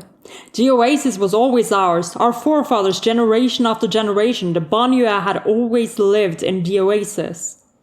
Both sides had their stories. Just listening to them argue befuddled Xianle. This hostility was making him remember how badly he got beaten up, stuck in between both sides, and he could feel the pain on his face resurface. Pei Shaw seemed to have had enough of quarreling with Como, and he turned to Xianle. So you see, there are many things in the world that simply cannot be clearly defined or resolved. You can only fight, Xianle sighed. I'll agree to the first part, Sanlang on the other hand said. I'll agree to the second part. Again, I like this line a lot. I think this one got quoted a lot in the comments as well during this episode. But this is one of our hints that Xianle and Sanlang's morals do not necessarily always align. And that is like another layer to their story that I really enjoy so far. You especially see it in the Ghost City arc when Xianle visits Paradise Manor, like it resurfaces again. And I think that makes for a tension that we kind of need, because everything else is going very buttery smooth with them. Like, Hualien needs to have these kinds of pieces of tension in order for us to develop their characters further through their interactions with each other. So I quite like lines like these. Koma's anger was somewhat curbed, and he suddenly said, "The majority of Yong'an people were shameless, but you were the most shameless I'd ever met. Pei Shaw, you're a cold-hearted man. You didn't kill us for your country, and it wasn't to save your people." Pei Shaw fell silent at this. Kama continued, "You were the son of an exiled man, looked down on by all. You only wanted to secure your footing in the Yong'an army and keep climbing up, so you had to win that battle. So sad that Banyu still thought you were good and let you use her, and betrayed us for the likes of you." But isn't General Pei Jr. a descendant of General Pei? Xianle wondered. To have such a renowned ancestor watching over him, how could he have fallen so astray? "He's not a direct descendant of General Pei," Sanlang said. "He's from however many branches out." However many. So that was it. That meant that, had he not ascended, he probably wouldn't have had any chance of being blessed by the old ancestors. Pei Shaw said quietly, "Banyu had always been my subordinate, and only infiltrated the kingdom of Banyu under my command. She's from both Banyu and Yong'an. Once she chose her side, she had to be loyal to that side, and there was no such thing as betrayal. The Banyu people were evil. I have no regrets about killing them." Suddenly, a voice came from above. "No regrets about killing, well said." It is them. "No regrets about killing, well said. Will you say the same about all the travelers who you misled to this pass and who lost their lives in this pit?" That voice had come from above everyone's heads, and Xianle instantly looked up. "Which great master is here among us?" There wasn't a response, but a sudden strange noise. Whoosh, whoosh. It was like the bellowing of wild winds. When that sound finally came near, Xianle could finally say with certainty, it definitely was the bellowing of wild winds. It wasn't just like the bellowing of wild winds, it was the bellowing of wild winds. The abrupt gale entered the sinner's pit from above, swept all the way to the bottom, and rolled everyone into the air. Xianle immediately grabbed for Sanlang, who was the closest to him, and cried, "Watch out!" Sanlang caught him too, face unchanging. Xianle only felt a spinning whirl, their bodies swiftly rising, and after a pause, they started plunging down. Xianle quickly tossed out Roya and coaxed in the midst of this chaos. All right, everything's over. Hurry, my good Roya, come out and give us a hand." My good Roya. My good Roya. Who's a good silk band? You're a good silk band. Wool band. I have a wool band, not a silk one. After a couple of pets, Roya finally flew out. I just wanted pets. Oh, that's wonderful. However, with nothing in the air to grab onto and a giant cinder's pit below, Roya flew around once and shrank back. Feeling resigned, Xianle could only adjust his form for landing. If this was like previous incidents, he would have cratered headfirst a meter into the ground, but this time, just before they hit the ground, Sanlang reached out and gave him a pull, and he actually landed with his feet flat on the ground. When his boots firmly touched down, he was even a little incredulous.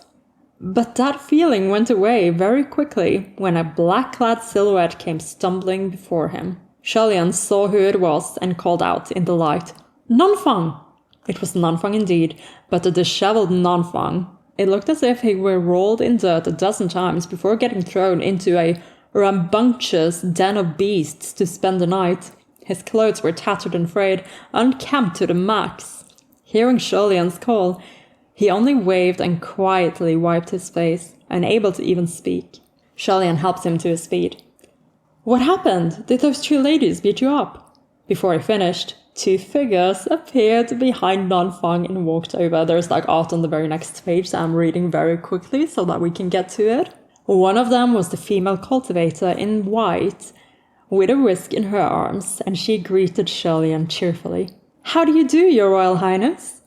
Although Xianle didn't know who this was, proper etiquette must still be followed. But he didn't know how to address her, so he could only smile back and wave. "Greetings, fellow cultivator." The lady in black standing to the side glanced coldly at Xianle, but didn't seem to care about him. When her eyes moved on to Xianle, however, she seemed to think he was a dubious figure and stopped for a moment. Okay, but I haven't even looked at them too hard yet. Oh my god, look at them! Oh, this is so cute. They have a way more mature look to them than the Dongba gives them. Well, Earthmaster is kind of the same to me, actually. but still, oh my lord. What, no boob window?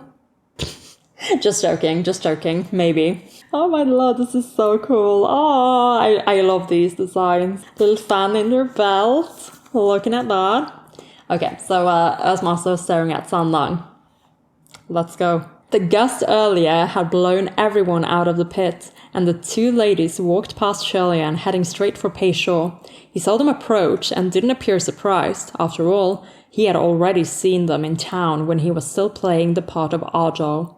He knelt where he was, bowed his head to the lady cultivator in white, and greeted her quietly.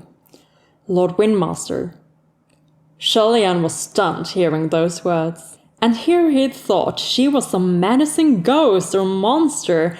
Who knew she was actually a heavenly official, and she was the Windmaster, the one who was giving out 10,000s of merits in one go in the communication array. But now that he thought about it in detail, there wasn't anything out of place. At the time, she had said something along the lines of, "Now where did they go? Do I have to dig them out and kill them one by one?" And made him think she was after them. In reality, this "they" might not have meant their group. She could have meant the Banyu soldiers. Xianle thought he was alone in this investigation, and thus naturally thought the lady cultivators were strange and wicked. Xianle couldn't help but feel a nameless reverence towards a heavenly official who could easily hand out 10,000 merits. He turned to Nanfang. "Why didn't you tell me this was the Windmaster sooner? And here I thought she might be some sort of snake or scorpion spirit. Such impropriety." Nanfang's expression darkened. "I didn't know it was the Windmaster. I've never seen the Windmaster like this before. The Windmaster has always been... Never mind." Never mind indeed, huh? This was probably a fake appearance that Lord Windmaster donned, so he didn't dig into it. He asked, "Why did the Windmaster come to Banyu Pass?" "To help out," Nanfang said. "When we saw them strolling in the streets earlier, they were actually looking for those Banyu soldiers." Xianle recalled now the first time he asked about the Banyu Pass in the communication array. In the midst of that silent awkwardness, it was the Windmaster's sudden release of 10,000 merits that distracted everyone. The Windmaster had probably taken notice of his query then. As Xianle mused, the Windmaster crouched down in front of Pei Shuo. "Little Pei, I've heard everything, you know." Pei Shuo hung his head. The Windmaster demanded, "Do you admit that for the past 200 years, you're the one who lured all those travelers into the ancient kingdom of Banyu?" Since he was already caught, Pei Shuo didn't argue, and only replied solemnly, "It was me."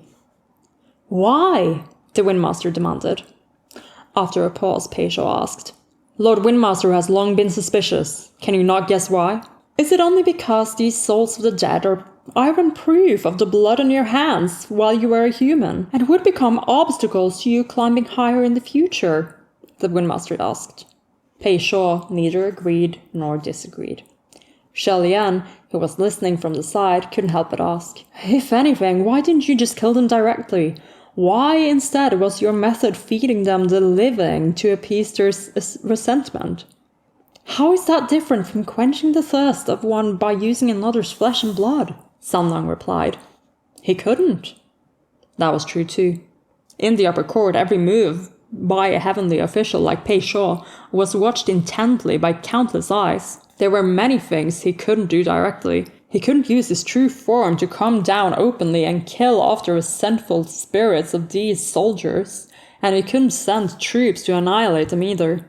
This was already a concealed affair. If there was too much of a stir, wouldn't it attract everyone's gaze? At most, he could only send a clone like Ajao down quietly. So it is not exactly established to us beforehand that these are restrictions that heavenly officials are under. I'm wondering if this arc is establishing these restrictions for us because they're also going to be relevant later. I think that the whole Pei Shaw thing might be introducing these restrictions to us, like regarding what a heavenly official can and can't do, and also introduces the idea of these clones. I think the most important idea is the clone idea, because that suddenly opens like a lot of avenues for us. Pei Shaw is not explicitly the only person who can use clones, which means that other heavenly officials could be able to do the same. Again, super important because this could contribute to plot reasons later. Most urgently, I'm thinking about, so I'm keeping the idea of the clones in the back of my mind, because that might be something that pops up later. That too might be a gun, so to speak. God, Chekov is so busy in this book. Okay, so at most you could send down a clone like Ajao down quietly. Using the scorpion snakes that Banyo was a known expert in manipulating to go out and cause harm, attracting passerby to feed the resentful spirits and disperse the resentment, it was no doubt murder by proxy. Your General Pei wouldn't have ever done something like this, the Windmaster said. This time, I'm afraid you've crossed the line. The fact that he would release a clone to cause havoc at the Banyo Pass for almost 200 years and lure innumerous passerbys down the wrong path and into the ruins to die in the mouths of Banyo soldiers, for a heavenly official, this was no small issue whatsoever. Pei Shaw had his head bowed low. This junior knows. The Windmaster swept her whisk. As long as you understand, reflect on yourself and think on it. We'll talk in the heavens. I understand, Pei Shaw said quietly. Having finished talking with Pei Shaw, the Windmaster stuffed the whisk into the back collar of her robe and stood up and smiled at Xianle. Your Royal Highness the Crown Prince, I've heard much about you. To Xianle, heard much about you really wasn't a compliment, but nonetheless it was just meaningless pleasantries, so he smiled back. I'm sure it's nothing. I've heard much about you as well, Lord Windmaster. Sorry about before, by the way, the Windmaster said. Xianle paused. Before? What happened before? Didn't you all run into a windstorm in the desert? Thinking back, Xianle could almost taste the mouthfuls of sand. He replied, Yes, I started that, the Windmaster said. Ellipsis reply. This is the beginning of a beautiful friendship, the Windmaster explained. The windstorm was meant to stop you all from going near the kingdom of Banyo, but not only did you not get blown away, you went around and ended up in Banyo anyway. The longer Xianle listened, the more he felt that something wasn't right. First, he used the windstorm to stop them from getting to Banyo Pass, and now this whole thing was suddenly out in the open. What did it mean? Xianle didn't respond, biding his time to see what the others would say. The Windmaster then continued. But in regard to this whole ordeal, it would be best if your highness got no further involved. Xianle stole a look at Banyo, curled up on the ground, and felt his dread rise. He was already worried that if this scandal were to reach the upper court, the officials could easily muck up the truth, add strokes where they shouldn't, and have Bonnier take all the blame while little Pei ran off scot-free.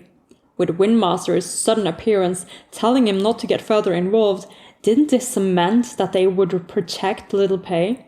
Without any change in expression, Xianle stepped forward to stand in front of Bonnier, hiding her behind him, and said warmly, "But I'm already further involved, so telling me to leave it now is fairly pointless, no?" The Windmaster flashed a smile. "Don't worry, you can take the State Preceptor of Bonnier away with you." Now that was unexpected. Xianle was slightly taken aback, and the Windmaster continued. "While you were all in the pit, we heard everything from up here. Although the State Preceptor has turned into a wrath, when I roamed the city, I saw that she had drawn the array to trap the Bonnier soldiers and released all the captured mortals. She didn't hurt anyone and even saved people. The only ones I'm taking are General Pei Jr. and Como. You don't have to worry about me placing undue blame on anyone." Xianle relaxed. "Much ashamed, I was suspicious. It's normal to worry," the Windmaster said. "There's certainly an unpleasant culture in the upper court, after all." She be new, we all be new. The lady in black looked as if she couldn't stay for a moment longer and spoke up. "Are you done? If you're done, let's go." The Windmaster rebutted. "What's the rush? The more you rush, the more I want to talk." Still, she turned her head and smiled, taking out a folding fan from her waist. "Your Royal Highness, if there's nothing else, we'll see you up in the upper court." Xianle nodded, and the Windmaster opened her fan. On the fan was the word for wind, feng, on a slant, and the 3 inclined lines like wind on the back. That had to be the Windmaster's spiritual device. She fanned forward 3 times and backward 3 times. Suddenly, a gust of wind blew from out of nowhere. The wind drew dust and sand, and Xianle raised his sleeve to block the debris. When the wind died down, the 2 ladies, Pei Shaw and Como, had all disappeared, leaving behind only Xianle, Sanlang, Nonfang, and the curled up Bonnier on the ground. Xianle dropped his sleeve, still a little dazed. "What just happened?" Sanlang casually strolled over. "A pretty good thing." Xianle looked at him.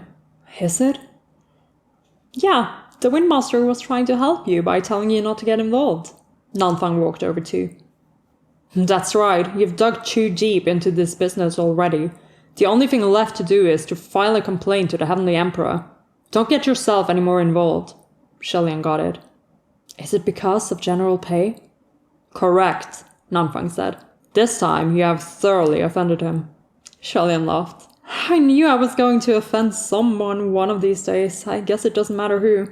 Nanfang furrowed his brows. "Don't think I'm joking. After the Palace of Divine Might, the next powerful martial palace is Mingguang. Confirmation of that.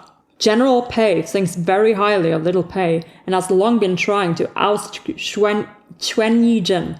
He's gonna come knocking, looking for trouble." "Chuan Yijin is the martial god that rules the west, right?" Xianle asked. "That's the one," Nanfang replied.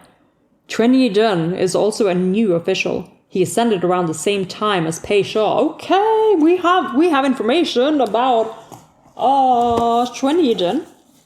Ascended about 200 years ago. And he's the same generation-ish as Pei Shaw. That's super interesting. He's young and a little, but very powerful." What's Nanfang? I need more details." "Oh, this is new, this is fun." General Pei intended for Pei Shaw to take over all the devotees of the West, and he'd done well for himself, especially these past few years. Now with you dragging this scandal out in the open, it's not looking good for Pei Shaw. Maybe he'll even be banished. If he gets banished, your luck is gonna turn for the worse too. Xianle rubbed his forehead, mentally taking note that from now on, he would have to be more mindful when eating, drinking, and walking. Oh my lord. Sanlang, however, didn't think it was a big deal. "Don't worry, Pei Ming is too proud. He won't do anything underhanded." Nanfang gave him a look. "What about the Windmaster?" Xianle asked. She told me not to get involved, meaning she's the one who will file the complaint. In that case, wouldn't she become the one offending General Pei? I can't have that. Let's call her back. Nanfang, do you know the password to her personal communication array? Oh my god, Xianle, you're so good. You needn't worry about the Windmaster, Nanfang said. General Pei can hurt you, but he won't touch her. She may be younger than you, but she is much more successful in the heavens. Ellipse reply. I mean, true. And yes, we do know that Shi Qingxuan is younger than Shelian, so younger than 800 years. Shelian wasn't shocked into silence, but was instead thinking, who in the heavens is more of a failure than me? I don't think there's anyone. Sanlang laughed. With that backing, of course she is successful. Are you talking about the lady in black? She looks to be a strong character too, Shelian remarked. No, Sanlang replied. But she must also be one of the 5 elemental masters that make up wind, water, rain, earth, and thunder. I recommend not offending her. Must she now, Sanlang? How would you know? The Windmaster could start a twister from nowhere, which was obviously powerful, but the lady in black was stronger. Okay. Shelian kept thinking that the lady had noticed something in Sanlang and felt rather concerned. I agree. Still, there were words that Shelian thought didn't need to be said, so he swallowed them. He thought, even someone with a strong backing may not be successful. Back in the day, the Crown Prince of Xianle had the support of the Heavenly Emperor, who ruled all 3 realms for 1,000 years. He was still a failure. Oh my fucking god, Shelian. Shelian picked up his fallen bamboo hat, dusted it off, and sighed in relief upon seeing that it wasn't flattened. He tied it back around his neck and looked at Nanfang. You weren't pursued and beaten up by those 2 ladies the whole time, were you? Yes, we fought the whole time, Nanfang replied, face dark, which is impressive, like, for all that time he kept up. Again, considering how he is, outside of his comfort zone. As in, away from the area where he would be stronger, He's not anywhere near the south. And do I remember correctly when I say Nanfang is southeast, right? Was he, right? Which is like even further away? You'll have to correct me. I still can't remember which one of them is east and west. I feel like Nanyang should be east because the sun rises in the east. But maybe it's the opposite way. I'll have to look it up, and this time I'll try and remember it. I'll make up an image to help me remember. Shelian patted his shoulder. Thank you for your hard work. Suddenly, he remembered another hard worker and turned around. Where's Fuyao? Wasn't he watching the Bidden Man? Nanfang responded. Shelian didn't recall seeing Fuyao after getting blown out of the Sinner's Pit. Actually, ever since Ajao revealed himself, there had been no sight of him. If he didn't leave then, he must have left when the winds blew. Shelian wasn't actually that worried. He figured Fuyao didn't want to get mixed up in this mess, so he ran off. But having heard Nanfang say bitten, he snapped out of it, and they both cried at the same time. To Shen Yu Fern! The sky is only just lightening. No rush, Sanlang said. Okay, so why would Fuyao run away? I mean, there are a couple of reasons. One is that if Windmaster is there, and Earthmaster as well, like I would say that he is a little less thick-skinned than Fengshen. Like he would rather not be caught in his, disguise. I think he'd like to protect his identity a little, and I also think he is smarting a little bit from this whole incident. And, he was, very anti these ghosts down there for, the longest time. And then Pei Shaw fucking pops out and proves suddenly that, oh shit, there's some grimy shit in heaven as well. I feel like it's a bit, pulling back. He's they had the situation under control, and he was already feeling a little, out of sorts from everything. He's just not... I don't think he is thick-skinned enough to have stayed there and just, been in the background listening to all of this and then having to kind of, save face by, I don't know, I don't think they'd make him apologize, but I think it would be a bit, awkward for him anyway to stand there and be like, oh, well, I guess what I said was wrong, even though I was very insistent about these things. And also, he is so convinced, again, that, Sanlang is Crimson Rain's old flower, which we all know. We all know. Xianle knows too. Come on. Anyway, let's try and finish this. However, there was no such thing as no rush when it came to saving lives. Even if they were far from the 24-hour deadline, who knew if anything bad had happened in all this time? Xianle had no time to think about Fuyao. He hurriedly lifted Banyue onto his back and ran towards the palace ground. Once at the palace, Xianle led Banyue down and immediately picked a few large bundles of the Shenyu fern. The mud face was still on the ground, its face a bloody mess among its white bones. In the past, Xianle would have buried it. But first of all, he was in a hurry to save people, and second, the man had been buried in the ground for 50 or 60 years. He must not want to go back. But the corpse of the dead merchant was missing, and Xianle stopped puzzled. Just then, Sanlang emerged from the palace with a small clay pot. When Xianle saw, he immediately called out, "Good, Sanlang, thank you." Okay, I was worried for a bit that we weren't going to put Banyue in a jar. I'm happy that we're putting Banyue in a jar. Banyue was weak and they couldn't rouse her, so Xianle shrank her and tucked her into the pot. With the ferns collected, the group rushed back. It had been about 8 hours since they left. Returning to where Fuyao had drawn the circle, Xianle saw that many were still sitting properly within it, too scared to venture out. The old man who had taken Nanfang's pill was doing all right, and after applying the herb to his wound and having him eat the plant, he was able to stand and walk after resting for a while. Xianle didn't think there was any need to tell them what the herb used to grow on. Let's not. After some time, the merchants settled down, and they began to worry. Where is Tiansheng? Why haven't the others returned yet? Xianle had been too busy picking herbs to find him earlier. Plus, there was not a single Banyue soldier left in the ruins, so he hadn't bothered with Tiansheng and the others. He was just thinking about going back to search for them when he heard the voice of a boy yelling as he ran closer and closer. Xianle turned his head, and sure enough, it was Tiansheng. The boy had a large bundle of the Shenyu fern in his arms, and behind him were 2 other merchants all huffing and puffing.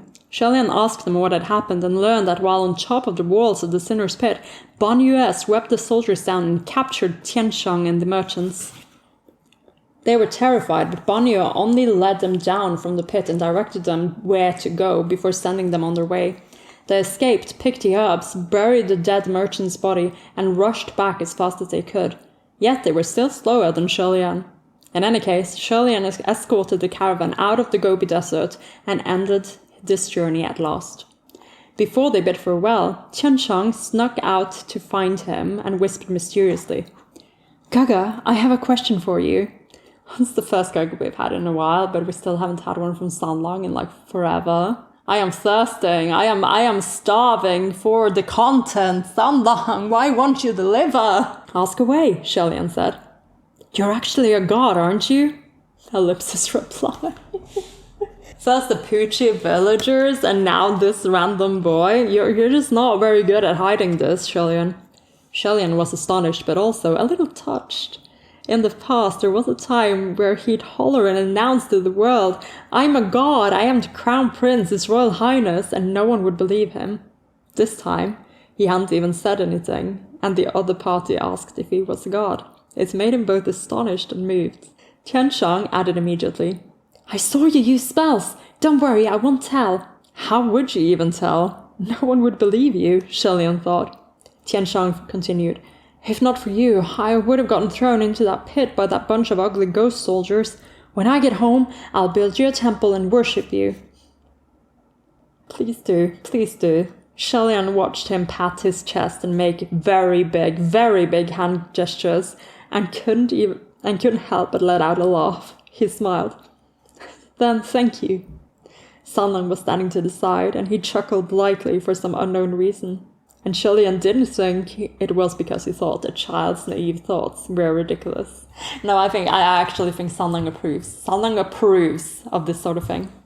Although children had no idea just how much work went into constructing a temple, receiving such a promise, whether it would be fulfilled or not, was nevertheless a happy occasion. After much hassling, he made up a random title, The Scrappy Morsel, to leave behind. Then he waved and walked off in the opposite direction. Nanfang drew another teleportation array and sent them all back to Puchi Shrine. Oh my lord. So wait, did Xianle come up with the title? The Scrappy Morsel? Because we've been using it like a lot in the server and just in fandom in general, like I feel. I love it. The Scrappy Morsel. And then Nanfang took them to Puchi Shrine, which he didn't do in the Donghua because he ran off. Okay. Opening the door, Xianle took the straw mat out, laid it on the ground and collapsed on it like a dead body mood. This was done all in one breath. Sanlang sat down next to him and watched him, a hand propping up his chin. Xianle sighed.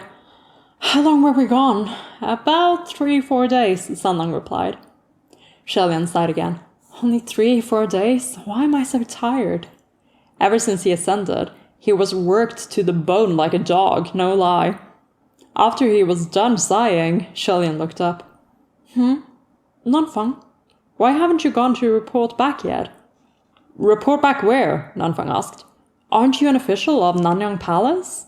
Won't your general miss you after 3-4 days? My general isn't in the palace right now, so he won't miss me, Nanfang replied. Well, that is true. That is true. Xianle rolled over and got up. All right, it'll be good too if you stay. What are you doing? Nanfang asked. Xianle looked at him cheerily. I'm going to cook you a meal as a reward for your hard work. And this is it, just where he runs off. Nanfang's face dropped drastically. He raised his hand, pressed 2 fingers together, and touched his temple as if receiving someone's private communication. He got up and turned. There's an emergency at the palace. I'll see you later. Xianle raised his hand. What? Nanfang, don't go. How can there suddenly be an emergency? I really want to thank you for everything. There's an emergency, Nanfang roared and ran out the door. Xianle sat back down on the mat and looked at Sanlang. I guess he's not hungry. Yeah, that sure could be it, Xianle, that sure could be it. There was a loud bang before Sanlang could reply, and it was Nanfang who'd run back, blocking the doorway. You two, he's back. Xianle and Sanlang were sitting together on that mat, and they both looked up at him. What about us two? Nanfang pointed his finger at Sanlang, then at Xianle, words stuck in his throat, unable to speak. Then finally, I'll be back. You're welcome anytime, Xianle said. Oh my god. Nanfang gave Sanlang one last stink eye before closing the door and leaving. Xianle crossed his arms and tilted his head like Sanlang and said, Looks like there really is an emergency. He turned to look at the youth next to him and smiled cheerfully. He's not hungry. How about you? Sanlang smiled cheerfully back. I'm starving. Xianle grinned and stood up again before turning around and casually tidying the altar table. All right then. What do you want to eat? Huachang. Behind him, there was silence. Then chuckling. I still prefer the name Sanlang. Okay, we're done. We did it. We went through 2 more chapters and we only have 1 more chapter left of the first volume of Heaven Official's Blessing. Oh, I love that scene. I love that scene so much. That was such a good feeling. It felt just as good as when I first watched it in the Donghua. It's so good. What would you like to eat, Huachang? Okay. We finish up with a couple of differences, most notably being the fact that Nanfang does follow them back all the way to Puchi Shrine. He still runs away once the mention of food pops up, which lets me know that Xianle's cooking has always been pretty terrible, and Nanfang has eaten it before. Excited for that to be part of the flashbacks. And we get the explicit reveal of Huachang is Sanlang. The silence and the chuckle, oh my lord. And we're already back to Puchi Shrine, which explains how they got there, how they went back, because they didn't use the 1,000-step thing, the array. And after Nanfang left, Xianle wouldn't have had the energy to do it, right? unless someone left him enough energy for it. And it's like a substantial amount. It takes a substantial amount. On the other hand, in the Donghua, we are revealing that Hua Chang, is Hua Chang at that point. So he might have been the one who drew the array to take them back to Puchi Shrine. So nothing big there, but I do like the little details of Nanfang coming up with this excuse, running away, and then coming back because, like, as he's running away, he's like, oh, wait, fuck, Xianle is still there, and there is also Crimson Rain Salt Flower. So he comes back and just, like, looks at them, gives Hua Chang that final stink eye. Oh my gosh, it's I don't know why, it's just comedic. It's so comedic to me. But again, other than that, there isn't that many differences, like at all, but there is a little bit of new information. Surprisingly, about Treniden, who we can now place on the timeline as ascended around the same time as Pei Shaw 200 years ago. Which means that if the previous God of the West was, banished around that time, that gives us a little timeline of more things. So the Waning Moon Officer, if he is indeed the previous martial god of the West, has been banished for 200-ish years, which gives us the timeline for when he would have, I don't know why he is with Hua Chang. Like, could he too have made a deal with Hua Chang? Because we know now, that heaven officials would, go to him for help with certain things. Maybe he already knew about Hua Chang, maybe they already had like a connection, and that's why he went to him for help once he got banished or something. I don't know. I'm excited to learn more about this whole relationship, but we're getting some more hints towards our timeline here. So we can put the two of them probably at the same time as the Banyue arc, around 200 years ago. It's like minimal information, but I just get so excited about anything that I can start putting into my timeline and everything. But seriously, other than that, there's like hardly anything else that I can really pick up on here. And I feel like I've done my discussions about the themes and topics that have popped up already. I suppose there are a few more inner thoughts from Xianle that really lends itself to his whole relationship with Pei. And it doesn't matter if I smash into the ground, because I'll get up eventually. Fucking hell. And I feel like that's gonna pop up more and more. I really do hope that Tian Shang actually goes through and builds Xianle in a temple. In fact, at this point I almost feel bad that I never made him a note when we were doing the Donghua. So in honor of making Xianle very happy, he's getting a name tag. I don't know when or if he's ever gonna pop back up again, but I'm gonna put him close to Como here so I'll remember where I put him, hopefully, maybe, we'll see. And that's it. That only leaves us with chapter 11 for the next reading, which I'm hoping might be a live session. If not, it will be a very short video, I feel. So let's try and see if we can't make it into a live session. Before I log off, here are our current tallies.